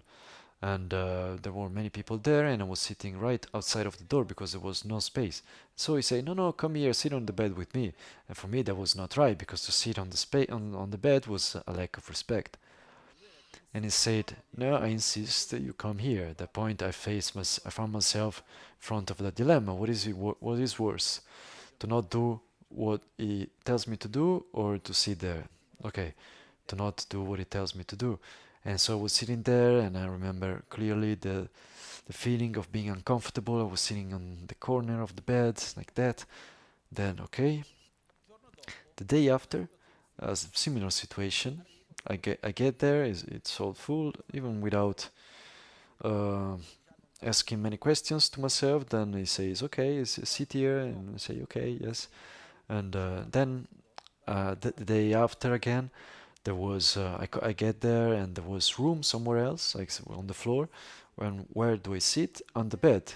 Not that I could not be there, but the real problem that I've seen was that gradually I was starting to take for granted that moment. I was starting, that lack of external formality was impacting on the inner condition, of which I really cared about a lot. When I am in the presence of someone and I don't get up when the person enters the room, what is the message that I'm giving to myself and the other? I am indifferent to your presence. Or at least for me, it's like that. Then culturally, for someone else, can be different. When I am in front of someone and I pay homage, for example, if I'm in front of a person and don't say hi to that person, I get there and don't say hi to someone, what the message that I'm giving is, I'm different to you. When I'm getting to a place and I say hi to people, that means that, okay, I care about your presence, I'm not indifferent to you. I acknowledge your presence.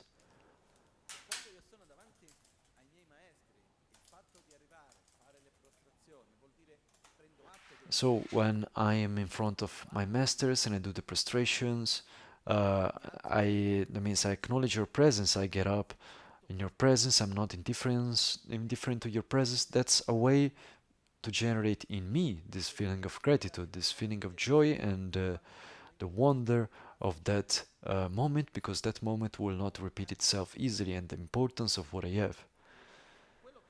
What shouldn't be done are the acts of formal respect, external, that are not, that don't come together with a sincere inner process. That's pointless. If I get up to the presence of someone simply because I have to do it, better to not do it. For as much for what concerns the spiritual path. If I have to do the prostration just because I have to do them, better not doing them. If it's a process that comes together with something deep, where that is just a tool that helps me to cultivate in me my gratitude, my faith, my respect, that are good for me, first of all. That helps us, and that is important. Me, how many times I've went to visit Kyabje Rinpoche, how many times that I went to visit him in a very informal context. For example, among the last times that I went to visit him, because the times that I have to talk with him on the phone, it doesn't work. I go to the United States, so I don't have to talk to him every day, but when there is like something important, also because I don't talk to my master because because I want to talk about anything, but when there is something important, so you need to give the right way. I fly for 12 hours, then I take the car, I sleep there, and then I come back. I've done it many times because of the importance of what is there. Of course, before getting there, I ask before if there is the possibility. Maybe I wait for a long time. And among these times, there were some times where he welcomed me in the kitchen, like in an open kitchen, and there was like the dining room. And as I got there, I started doing the prostrations, and he said, "No, there is no need to do the prostrations." And I said, "No, it doesn't it's not no use for you, but it's useful for me. And so it's not that you're formally on the throne and then you have to do the prostrations.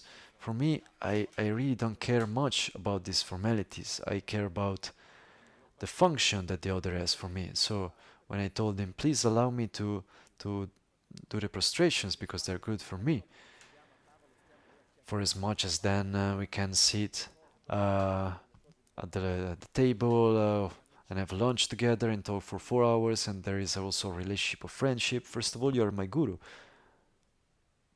and I want to remember it. And so for that, every time that I go visit my masters, also when Lama Ganchen was alive, every time that I would go say hi to me, as a first thing, I will make 3 prostrations, and the same thing at the end of the day. And these are formalities that are not like things that are compulsory that one has to do, but are tools that are useful to cultivate that feeling of gratitude, of faith, of respect inside of us that are good, first of all, for ourselves. And so, in this, there is the fact of paying respect and of making offerings. When we make offerings, it's nothing else but a gift. Making offerings is part of our culture. Does it happen to us to make some presents, right? So let's imagine that we make a present and there is a difference because, okay, there is like a birthday party and then I have to bring something and I don't really care much about it. It's more about the formality, and then maybe I just get something that I have home. I take whatever to go and satisfy that formality that is necessary. Another thing is when there is someone for which I deeply care about, and in going towards that person, when I give a gift towards someone of which I really care about, then that gift is a materialization of the feelings that I have towards that person, is a way with which I materialize gratitude, affection, love, respect. And when I materialize those feelings, that is one of the tools that helps me to keep those feelings alive. And it's also a tool that helps the other to recognize the feelings that I have. And I open and close a quick parenthesis. In relationships in general, this is about the couple relationship, the relationship with the parents, with the children, and at work, up to the relationship with the spiritual guide. Among the things that we should do, the first one is to pay homage, to not be indifferent towards the other. I get home, I say hi properly, I'm not indifferent to the presence. I also get to the office, I say hi to people, I'm not indifferent to their presence. And when we say hi to the other, we should really be careful to really properly say hi to them, and to really acknowledge their presence, to say good morning, and okay, to really see the other. It's not so obvious, but it's important in any relationship. And then the other thing is to make a gift, to bring a flower, a little present of any kind, from time to time, to be able to manifest also materially what we feel. And it's not about the material value, but it's about being able to manifest that feeling. One, because that other person doesn't see how we feel. So from time to time, to verbalize and to materialize, that helps us to keep it alive, and for us also is a way to cultivate it. And concerning the spiritual guide, is the same thing. We should do the same also with the parents, the wife, the husband, with the partner, the job, all the people with which we want to have a good relationship. We should acknowledge the presence, verbalize this, and praise them, which doesn't mean to adulate them, but to recognize their qualities, and to make gifts. And since we've taken this road of explanation, I go until the end. In the conduct with the Guru there are 7 things that should be done. The interesting thing is that these 7 things are explained uniquely in the context of the relationship with the Guru. But actually, from my experience, what I believe is that these 7 things are 7 actions in the conduct. They're not about the meditative part, they're about the daily conduct.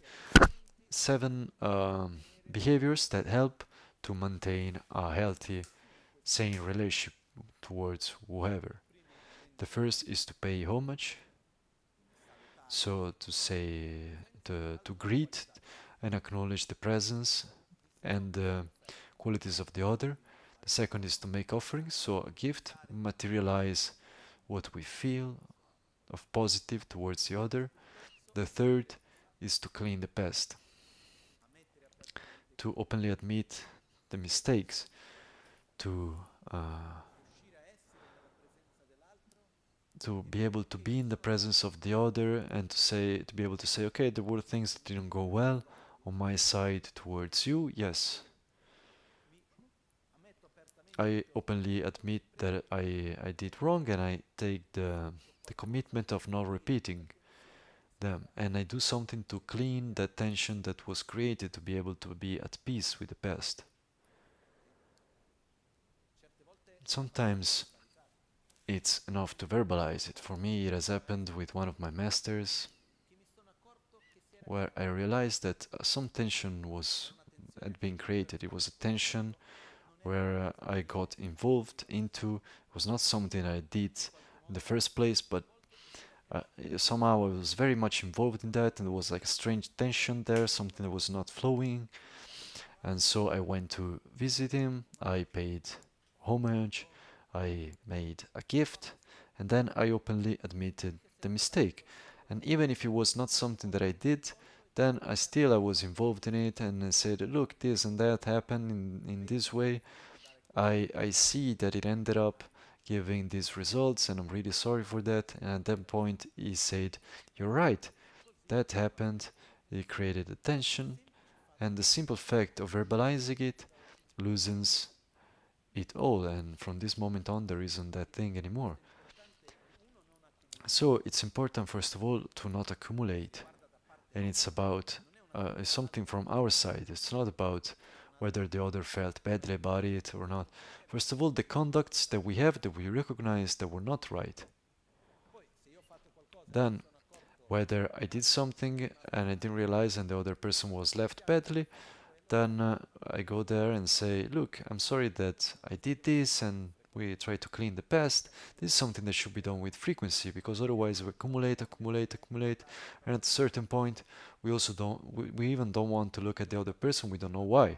Maybe a person says something, one word, and then one just explodes. And so this is the third fundamental point: to clean the past, to openly admit the mistakes, and possibly without getting into the sense of guilt. The point is not feeling guilty, the point is to recognize what is not really right in order to redirect oneself and to clean the tensions that were created. The fourth point is to rejoice of the positive aspects. So the fact of recognizing the positive aspects that are in this relationship, and to be able to be thankful for them, to celebrate what is positive, and this needs to be done with a certain frequency. It's very important. Even more, maybe more important, almost as important, almost in the sense that this one and the previous one, they're both as important, to openly admit the mistakes and also to celebrate the positive things that are there. So we have paying homage, making offerings, gifts, to openly admit the mistakes and clean the past, to rejoice, to celebrate the positive things. The fifth point is to make request. Making request is a bit of a particular thing, but means to put clarity on what do I expect from you. It's like with what we said yesterday, that in a relationship there are those that are my rights and duties. So if I am with you, what do I expect from you? The more clarity I have on that, the fewer are the possibilities that will be left in a bad way. So, for example, I go to the dentist. We took the dentist as an example. I go to the dentist. I say good morning. Maybe I leave a gift at the end or at the beginning. I can maybe also bring actually a present. Maybe I say, sorry, I didn't wash my teeth properly last week. I didn't do what you did. Let's do it differently. Look, that treatment worked well. Thank you. What do I expect out of you? That you um, make me a treatment like this and that. What is the commitment that I have towards you? That I do what you tell me to do, and that I pay you for what you ask me to pay. There is clarity between in this. If I expect the treatment to make the treatment to me, and then that I don't have to pay, then when he asks me to pay, I'm disappointed, of course. So what do I expect out of you?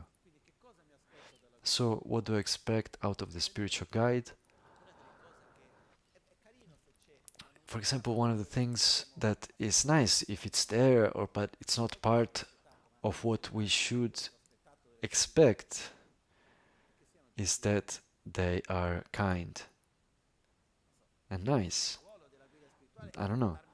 The role of the spiritual guide is to help me in my spiritual path, and sometimes that also means to put me in front of my shadows. That doesn't always mean to be kind. For example, one of the masters of Lama Rinpoche was Je Tsong Rinpoche. All his disciples keep him, put him there as in the highest place, but actually few were close to him in the daily life because he was scolding everyone.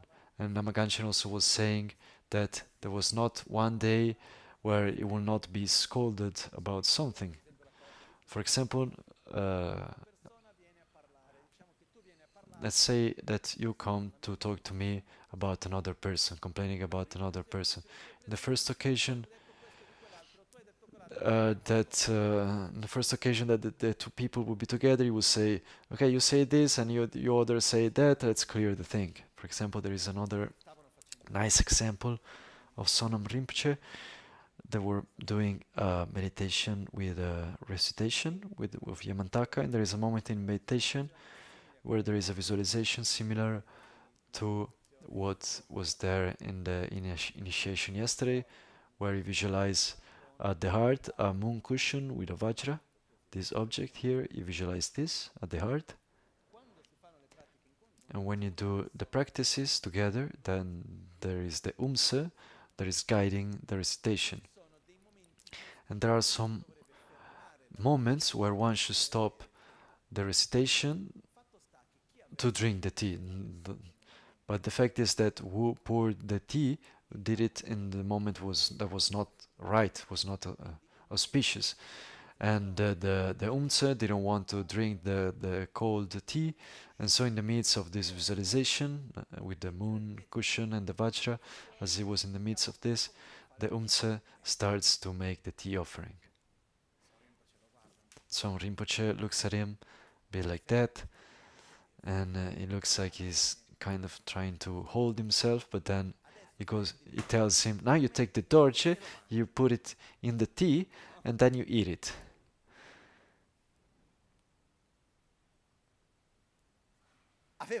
He was right, but it was very direct, many occasions. And there are stories of other masters that were very direct and that were helping their disciples in this way. So what do I expect from you?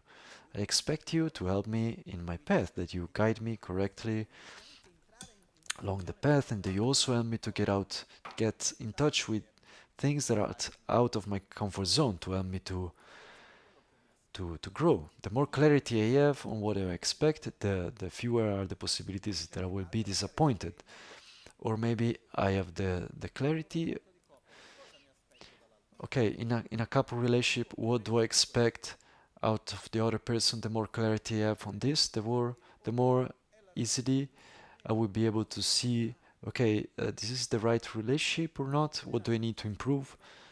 So this aspect of putting clarity on what to expect is important, and is translated as making request. And so towards the guru traditionally, it's asked to turn the wheel of Dharma, because from the Guru we expect him to guide us and to teach us the Dharma. Quindi abbiamo rendere omaggio, viene usato di solito il termine fare prostrazione. So we have paying homage, making offerings, openly admit the mistakes and claim the best, rejoice over the positive aspects, make requests. The sixth point is about imagining, projecting this relationship in the future. That means,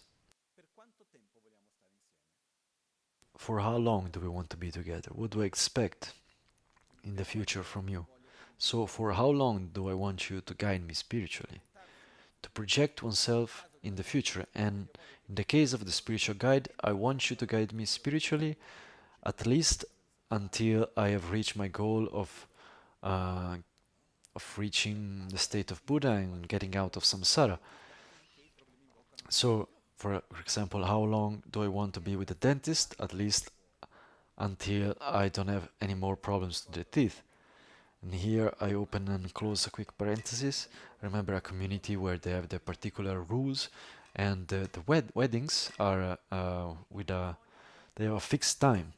So a wedding has a maximum time of 1 year. Then a couple can choose if they want to marry each other again, and after 5 years that they marry each other again, they can marry each other for 2 years. But it's never given for granted that after 2 years they will continue together. And so that choice is taken with awareness. And in this community where there are many people, then rarely there are breakups. So to project on the future and have clarity on what I want, and not to leave that as something taken for granted, it's important. And the seventh point, that it's, for me, it's very clear, but some people sometimes told me that it's not very clear. It's the dedication, which partly means to review the motivation for which I'm doing that at the end of once I did it. So that means, okay, we have this relationship. Why? For me? Or is there a greater goal? So I remember that I have this relationship because I want to cultivate my qualities to help any being to get out of the suffering. So I reconnect with the feeling of altruism, with the relationship with the Guru. Why do I ask the Guru Buddha to guide me, to teach me the Dharma, to take care of me until I reach enlightenment? Why do I want to reach enlightenment? To help beings to get out of their suffering. And so I dedicate all that there is positive in this relationship, so that I can reach enlightenment for the benefit of all beings. I can dedicate a relationship so that there can be a healthy family, a sane family, or so that a company can run well. What is the goal of the why there is this relationship? What is really behind it? What is there at the basis? I remember of that. I think this is quite clear, isn't it? These 7 passages are so important that across the centuries and the millennia, they transformed in a sort of, they are put in a sort of ritual form. But ritual things, actually in the majority of things, are aspects that are very important that in order to not forget them, they are ritualized. But actually, to practice the 7 branches, which are the 7 passages, it's not about the moment when we are sitting. It's about mostly everyday life. If I'm not in the physical presence of my spiritual guide, then I pay homage in front of an image, a name, a memory. I make an offering that is not direct but indirectly make an offering. I admit my mistakes. I rejoice of the positive things. I put clarity on what I expect. I project myself in the future and dedicate at the end. But it's not the fact of saying with body, speech, and mind, I prostrate with devotion, I make outer, inner, secret offerings, or I openly admit all the mistakes made since beginningless time. I rejoice of every action of every sacred and ordinary being and myself. I request you to grant me the teachings of the Dharma and to turn the outer, inner, and secret wheel of Dharma. I ask you to remain with me and guide me with compassion until I reach enlightenment. I dedicate all the positive energy and positive karmic force to the enlightenment of any being. If I say it, if I really mean it, then it works. But if it becomes like an habit, then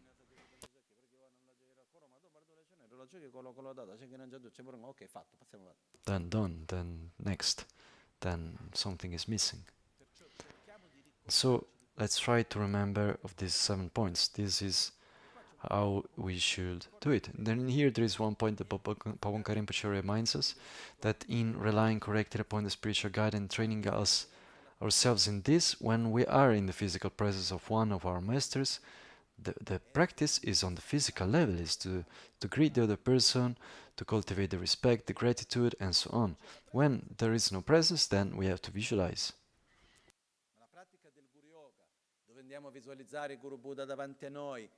But the practice of Guru Yoga, where we visualize Guru in front of us and so on, then it's useful when the Guru is not there. When we have the physical presence, the 7 branches should be practiced in daily life. Remember, once again, let's try to take these 7 branches and to see how we can apply them also in the other relationships, because at the end, if we are able to apply the 7 branches in the other relationships in life, it will also be much easier to apply them with the Guru. This is also an aspect that is there. So, in our daily life, the point is to maintain some conducts on the physical, relational level that help us, by all means, to cultivate faith, gratitude, and respect, and so the value that we give. For example, one of the things that many masters in the past have always done is that anytime that we say the name of any one of our masters and spiritual guides, to not be indifferent to that name. And so what do? You put the hands together at the heart, you do something to remember the importance of that. When we relate with our spiritual guides, to treat them with respect. We maybe use the term Lama, Rinpoche, dearest. We try to find something that is not simply the person, like my cousin, without lacking of respect to the cousins. But there is something where that sort of formality helps us to remember who we are, what kind of relationship we have, which is something that is important. So in our way of talking, maybe, okay, we have an image that represents our spiritual guide. For example, in the Eastern culture, one should not step or sit on that. This is a lack of respect. I understand that this in the Western culture doesn't really happen in the same way. For example, for me, it has happened many times to get inside of a church, and I felt uncomfortable because I would see the flyers with prayers put on benches, and for me that is a lack of respect. Usually what represents Dharma should be treated with respect, so the book needs to be taken with a special care. For example, when we have the books representing the Dharma, we put them in the library in a special place that is maybe higher, not lower. It's not that the Dharma doesn't mean anything if we put it lower, or we will be reborn in hell and so on. But what happens is that if we treat it with respect, then I cultivate respect. So the image of the spiritual guide, the image of what it represents, that is sacred for us, should be treated with respect. In other words, is what is also called the object,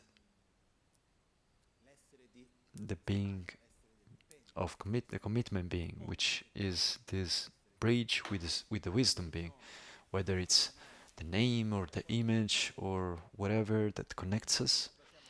Since the moment that we treat it with respect, we cultivate respect inside of us. And I repeat once again, it is not about a formality that we should do because we are Buddhists.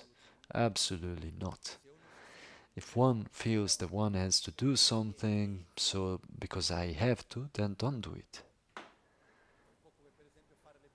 It's like doing prostrations at the beginning of the teachings. If one does them because one feels respect towards the teachings, the teacher, the path that we are doing together, at that point one pays respect, and it can be done in many different ways, and one of them is to do the prostrations. If one does them because I'm here and the others are doing it, then I have to do it also, then don't do it, there is no need. One of my masters, he prohibited his disciple, he forbid the disciples to do prostrations. Not to all of them, because it was like, okay, it's saying stop it with these external formalities. If you're doing it, then you should do it with the heart, you should understand what you're doing.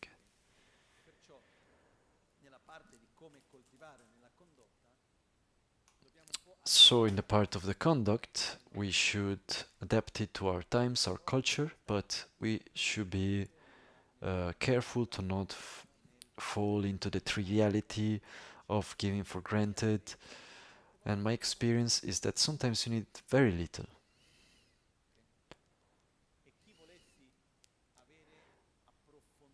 And for who would like to go deeper in what is could be like the etiquette, the way of behaving and so on, there is a text that is called the 50 Verses of Devotion to the Guru, written by Arsha Gorsha, written like 1000 years ago, that has always remained as the point of reference across the centuries of what is the correct way of behaving in relationship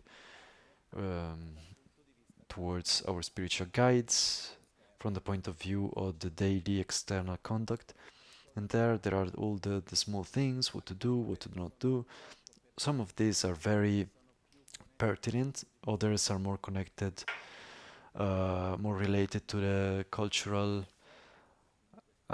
context where they were written. So now it's different. But the important thing is that we should observe that the way with which I relate physically and mentally, it conditions my inner state, and this is all in all relationships. So if I want to cultivate a feeling of affection, it's important to manifest affection. But I say that every day, more than once a day, if I want to cultivate that. So it depends on what is the inner feeling that I want to cultivate. Our physical, verbal, mental conduct influences our inner state, inner feelings. So this text, I never gave teachings about it here, also because it's a text that is never taught and transmitted to who is at the beginning of the path. Because when one reads the 50 verses of the devotion to the Guru, at the beginning, there is a danger of understanding them in a wrong way and to remain attached to the form and to lose the essence. And so usually is a text that is taught after the whole part of the LamRim has been completed, before getting into the commentary of the Tantra. At that point, this text is transmitted. I received it in this way, and traditionally I will do it in this way, but it's a text that exists translated in English. Also there is the commentary of Je Tsong Khapa, also written in English, and for who already has more experience and wants to go into it, then one can do it. But the important thing is this: let's remember that our path is not just when we are meditating. It happens in all the moments of life. And when we talk about the LamRim, it's not a book. These books that we have here are nothing else but a map to help us to understand the LamRim and to follow this path that is gradual. So the stages of the path, it shows us, but the states are inside, not outside. In this moment, the very first step that is necessary after having wanted to follow a path is to rely upon a spiritual guide. And the deeper is this feeling, the more trust, the more gratitude there is, then the better we can walk together on the path. The more we're able to give value to what we receive, the better it also works for us. It's described that when the relationship is pure, when there is trust, when there is love, when there is respect, when there is gratitude in a mutual way, but from first of all from our side towards the Guru, then all the rest of the path comes smooth. When here actually doesn't work and there are some blockages, until these blockages are not loosened, then everything else remains blocked. For as much as I can have a particular knowledge, or I can memorize all the texts, I can recitate billions of mantras, I can do anything, but when at the basis this relationship is polluted and doesn't work well, it all remains on a superficial level.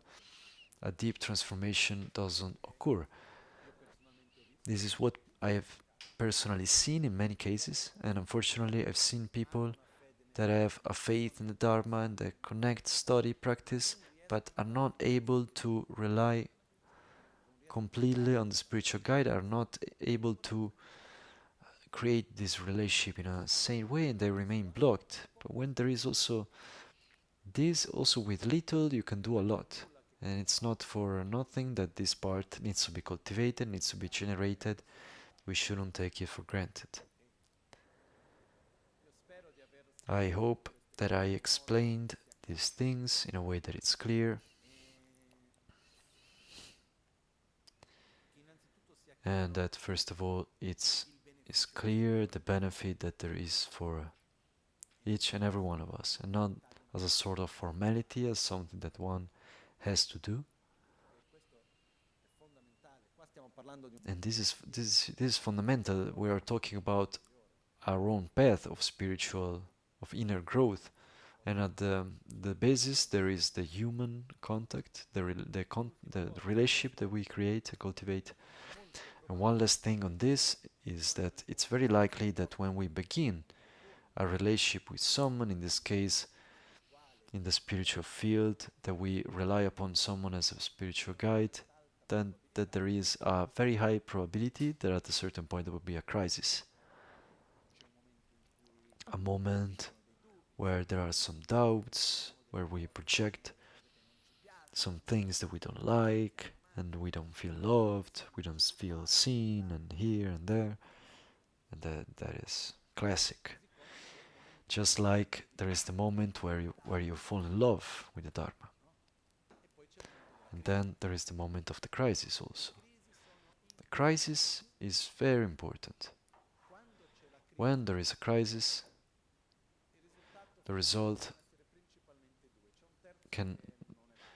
the main results can be two, the third usually is not valid, is that one doesn't allow oneself to live the crisis, and one just creates continuity without acknowledging the crisis. This can also happen in a relationship. One pretends that the crisis is not there and just goes on.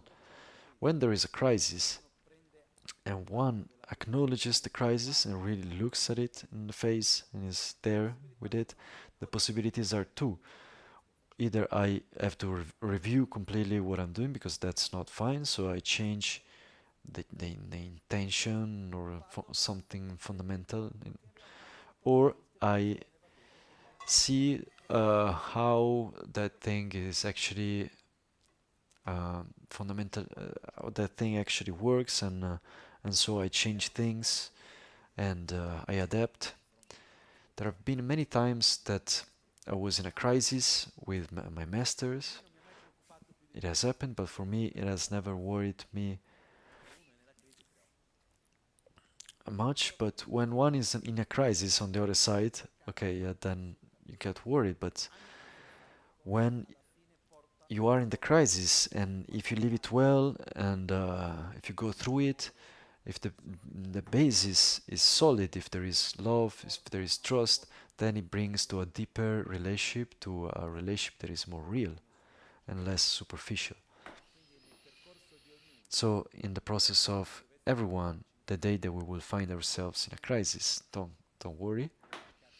Try to be patient with yourselves, with your path, to understand where does that crisis come from, where try to get out of the position of the victim. This is very important to be able to overcome crisis in general.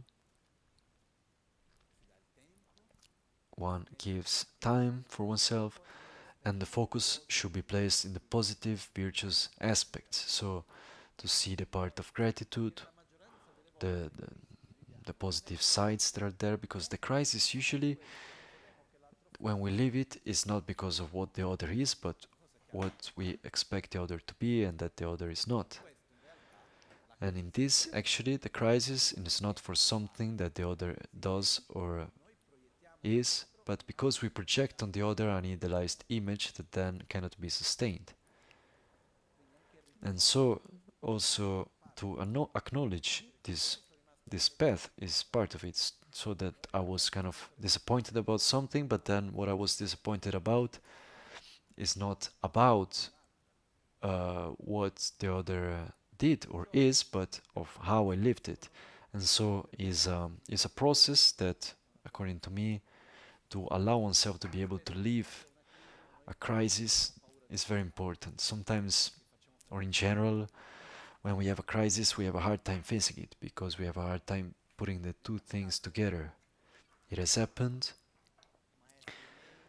towards some masters that I have had to have some crisis, but at the end they gave me more strength because they allowed me to also see more a human aspect and to allow myself in that way to live that human aspect that was also mine.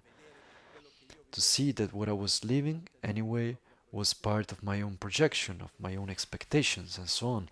And this gradually helps to reinforce because one remembers the points of strength, of union, why are we here, the gratitude, and this helps to get out of it. Perciò, in questo senso, non dobbiamo aver paura delle crisi. So in this sense, we shouldn't be afraid of a crisis because, okay, if there is a crisis and we see that it really doesn't work, then it's better to go beyond and to close a relationship of a certain kind rather than pushing forward something that at the end doesn't work. And the interesting thing, without getting too long in it, when we have a relationship with a person, we have the tendency of putting that person in a category. This is the guru, gets into the guru category. This is the friend category, and so on.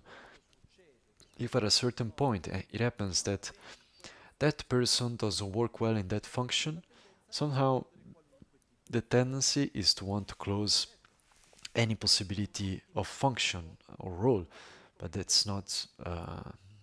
Doesn't have to be like that. Maybe it's not it doesn't work as a guru, but can be a good friend, or maybe it can be like doesn't work as a friend, but can be a good intimate partner. It's not that one cannot be this, that they cannot be also that. And to have this flexibility helps us during life because also relationships change often. The more a relationship is important, the more it is important to maintain it and cultivate it. Let's remember another aspect, whatever relationship it is, one thing is to create it, to establish it, another thing is to cultivate it and maintain it, whatever relationship. And the more a relationship is important for us, the more we need to give time, energy, and importance in cultivating that relationship. We just need to see their relationship with the mother, the father, the children. One cannot take them for granted, like, okay, yeah, it's my mother, it's my father. No, the relationship needs to be cultivated. Otherwise, it happens, as we have seen many times, that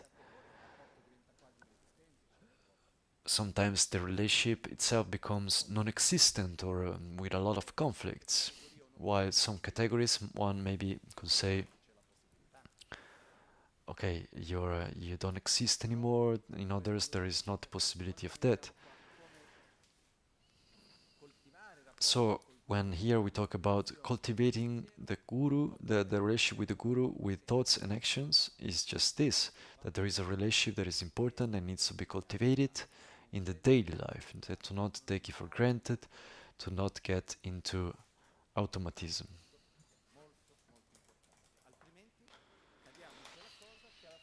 Otherwise we fall in giving value to only when that thing is not there anymore. I have had experiences, for example, the abbot of Tashinumpa in India. It was one of my first masters, was also the guru of Lama Ganchen. And for me, it was one of the most wonderful people that I've ever met, really in every aspect. And I had the expectation of having many opportunities, of receiving teachings, being close to him, and so on. But 2 years after I met him, actually he passed away. And the first moment, of course, I was disappointed. But then, as I was reflecting on it, okay, but the time that I had with him, I was able to make the best out of it, and so that was beautiful. And so there was more gratitude left from what I was able to receive from him, rather than the sadness of him passing away.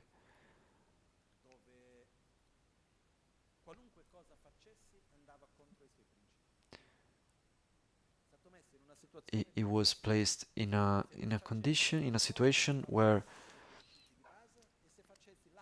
okay, if he, whatever he could do in a certain situation will go against his basic principles, and he was called in a formal meeting where he had to take a certain decision and do one or the other.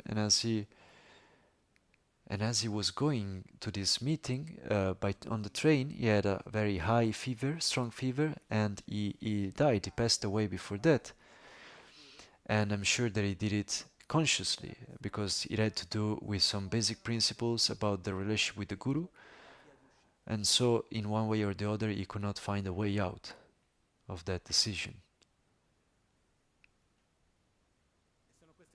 And these are the people that transmit to us in many ways, a lot. He was a wonderful person. Every time that Lama Ganchen would visit him in India, he was the abbot of this monastery, where at the time there would be 200 monks around. They would get there with the car, and so outside the monastery there would be all monks with the katas, the auspicious symbols, to receive Lama Ganchen. Lama Ganchen would arrive, he would make the car stop like 500 meters before, and then he would start to do the prostrations on the ground in the middle of the mud and so on. And then Khen Rinpoche will come running, don't do the prostration, it's not necessary.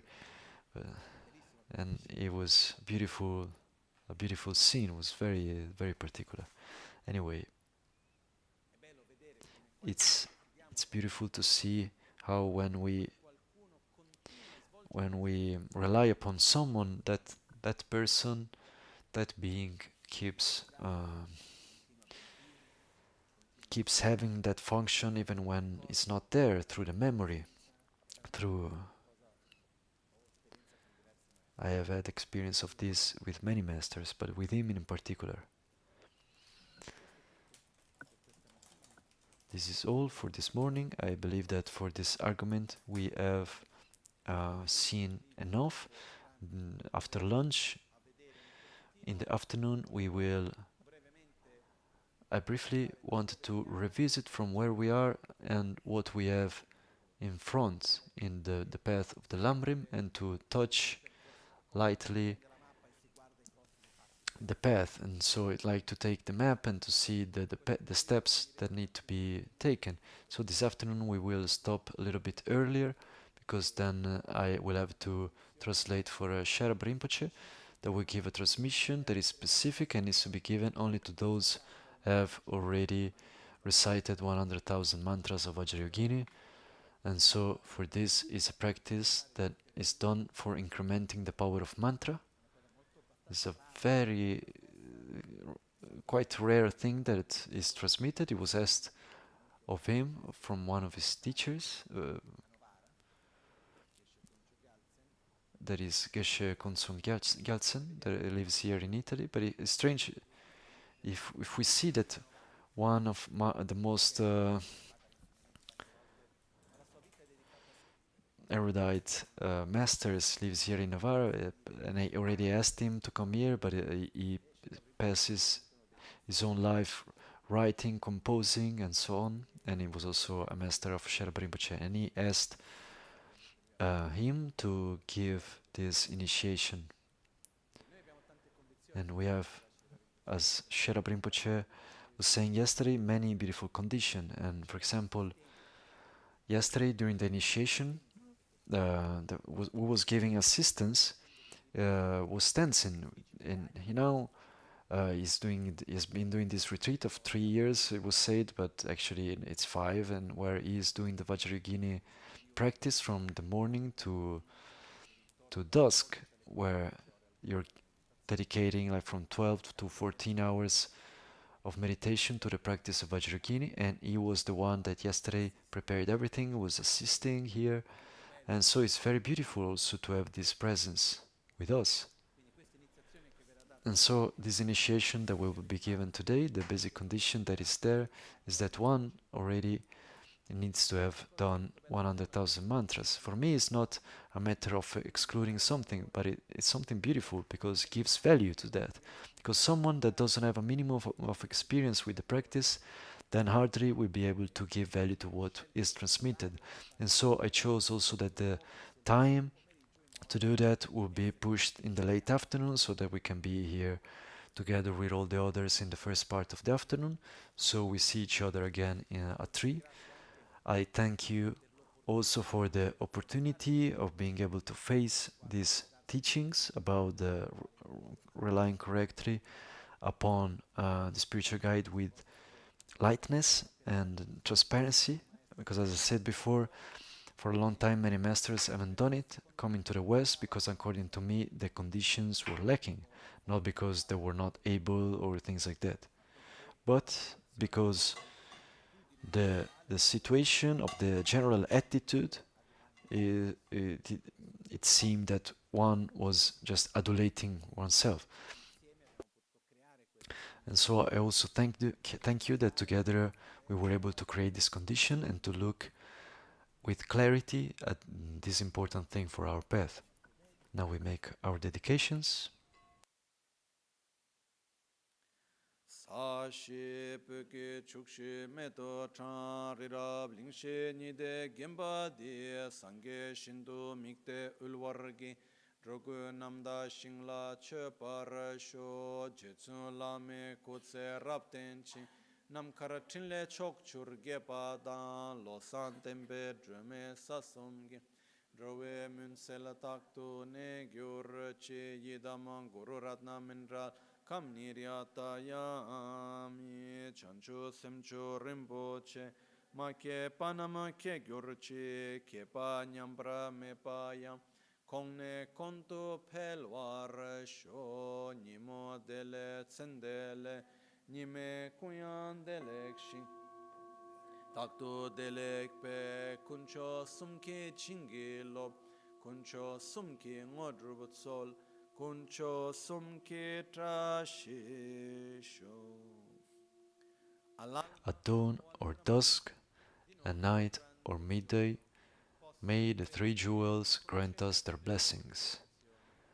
May they help us to achieve all realizations, and to sprinkle the path of our lives with various signs of auspiciousness.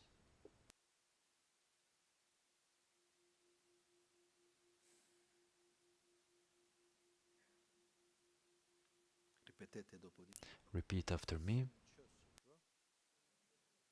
Che lam tudro, lam la parce, mion warsho. Possa la mente diventare May the mind become the Dharma. possa il Dharma May the Dharma become the path. possa il May the sentiero path be free from interferences.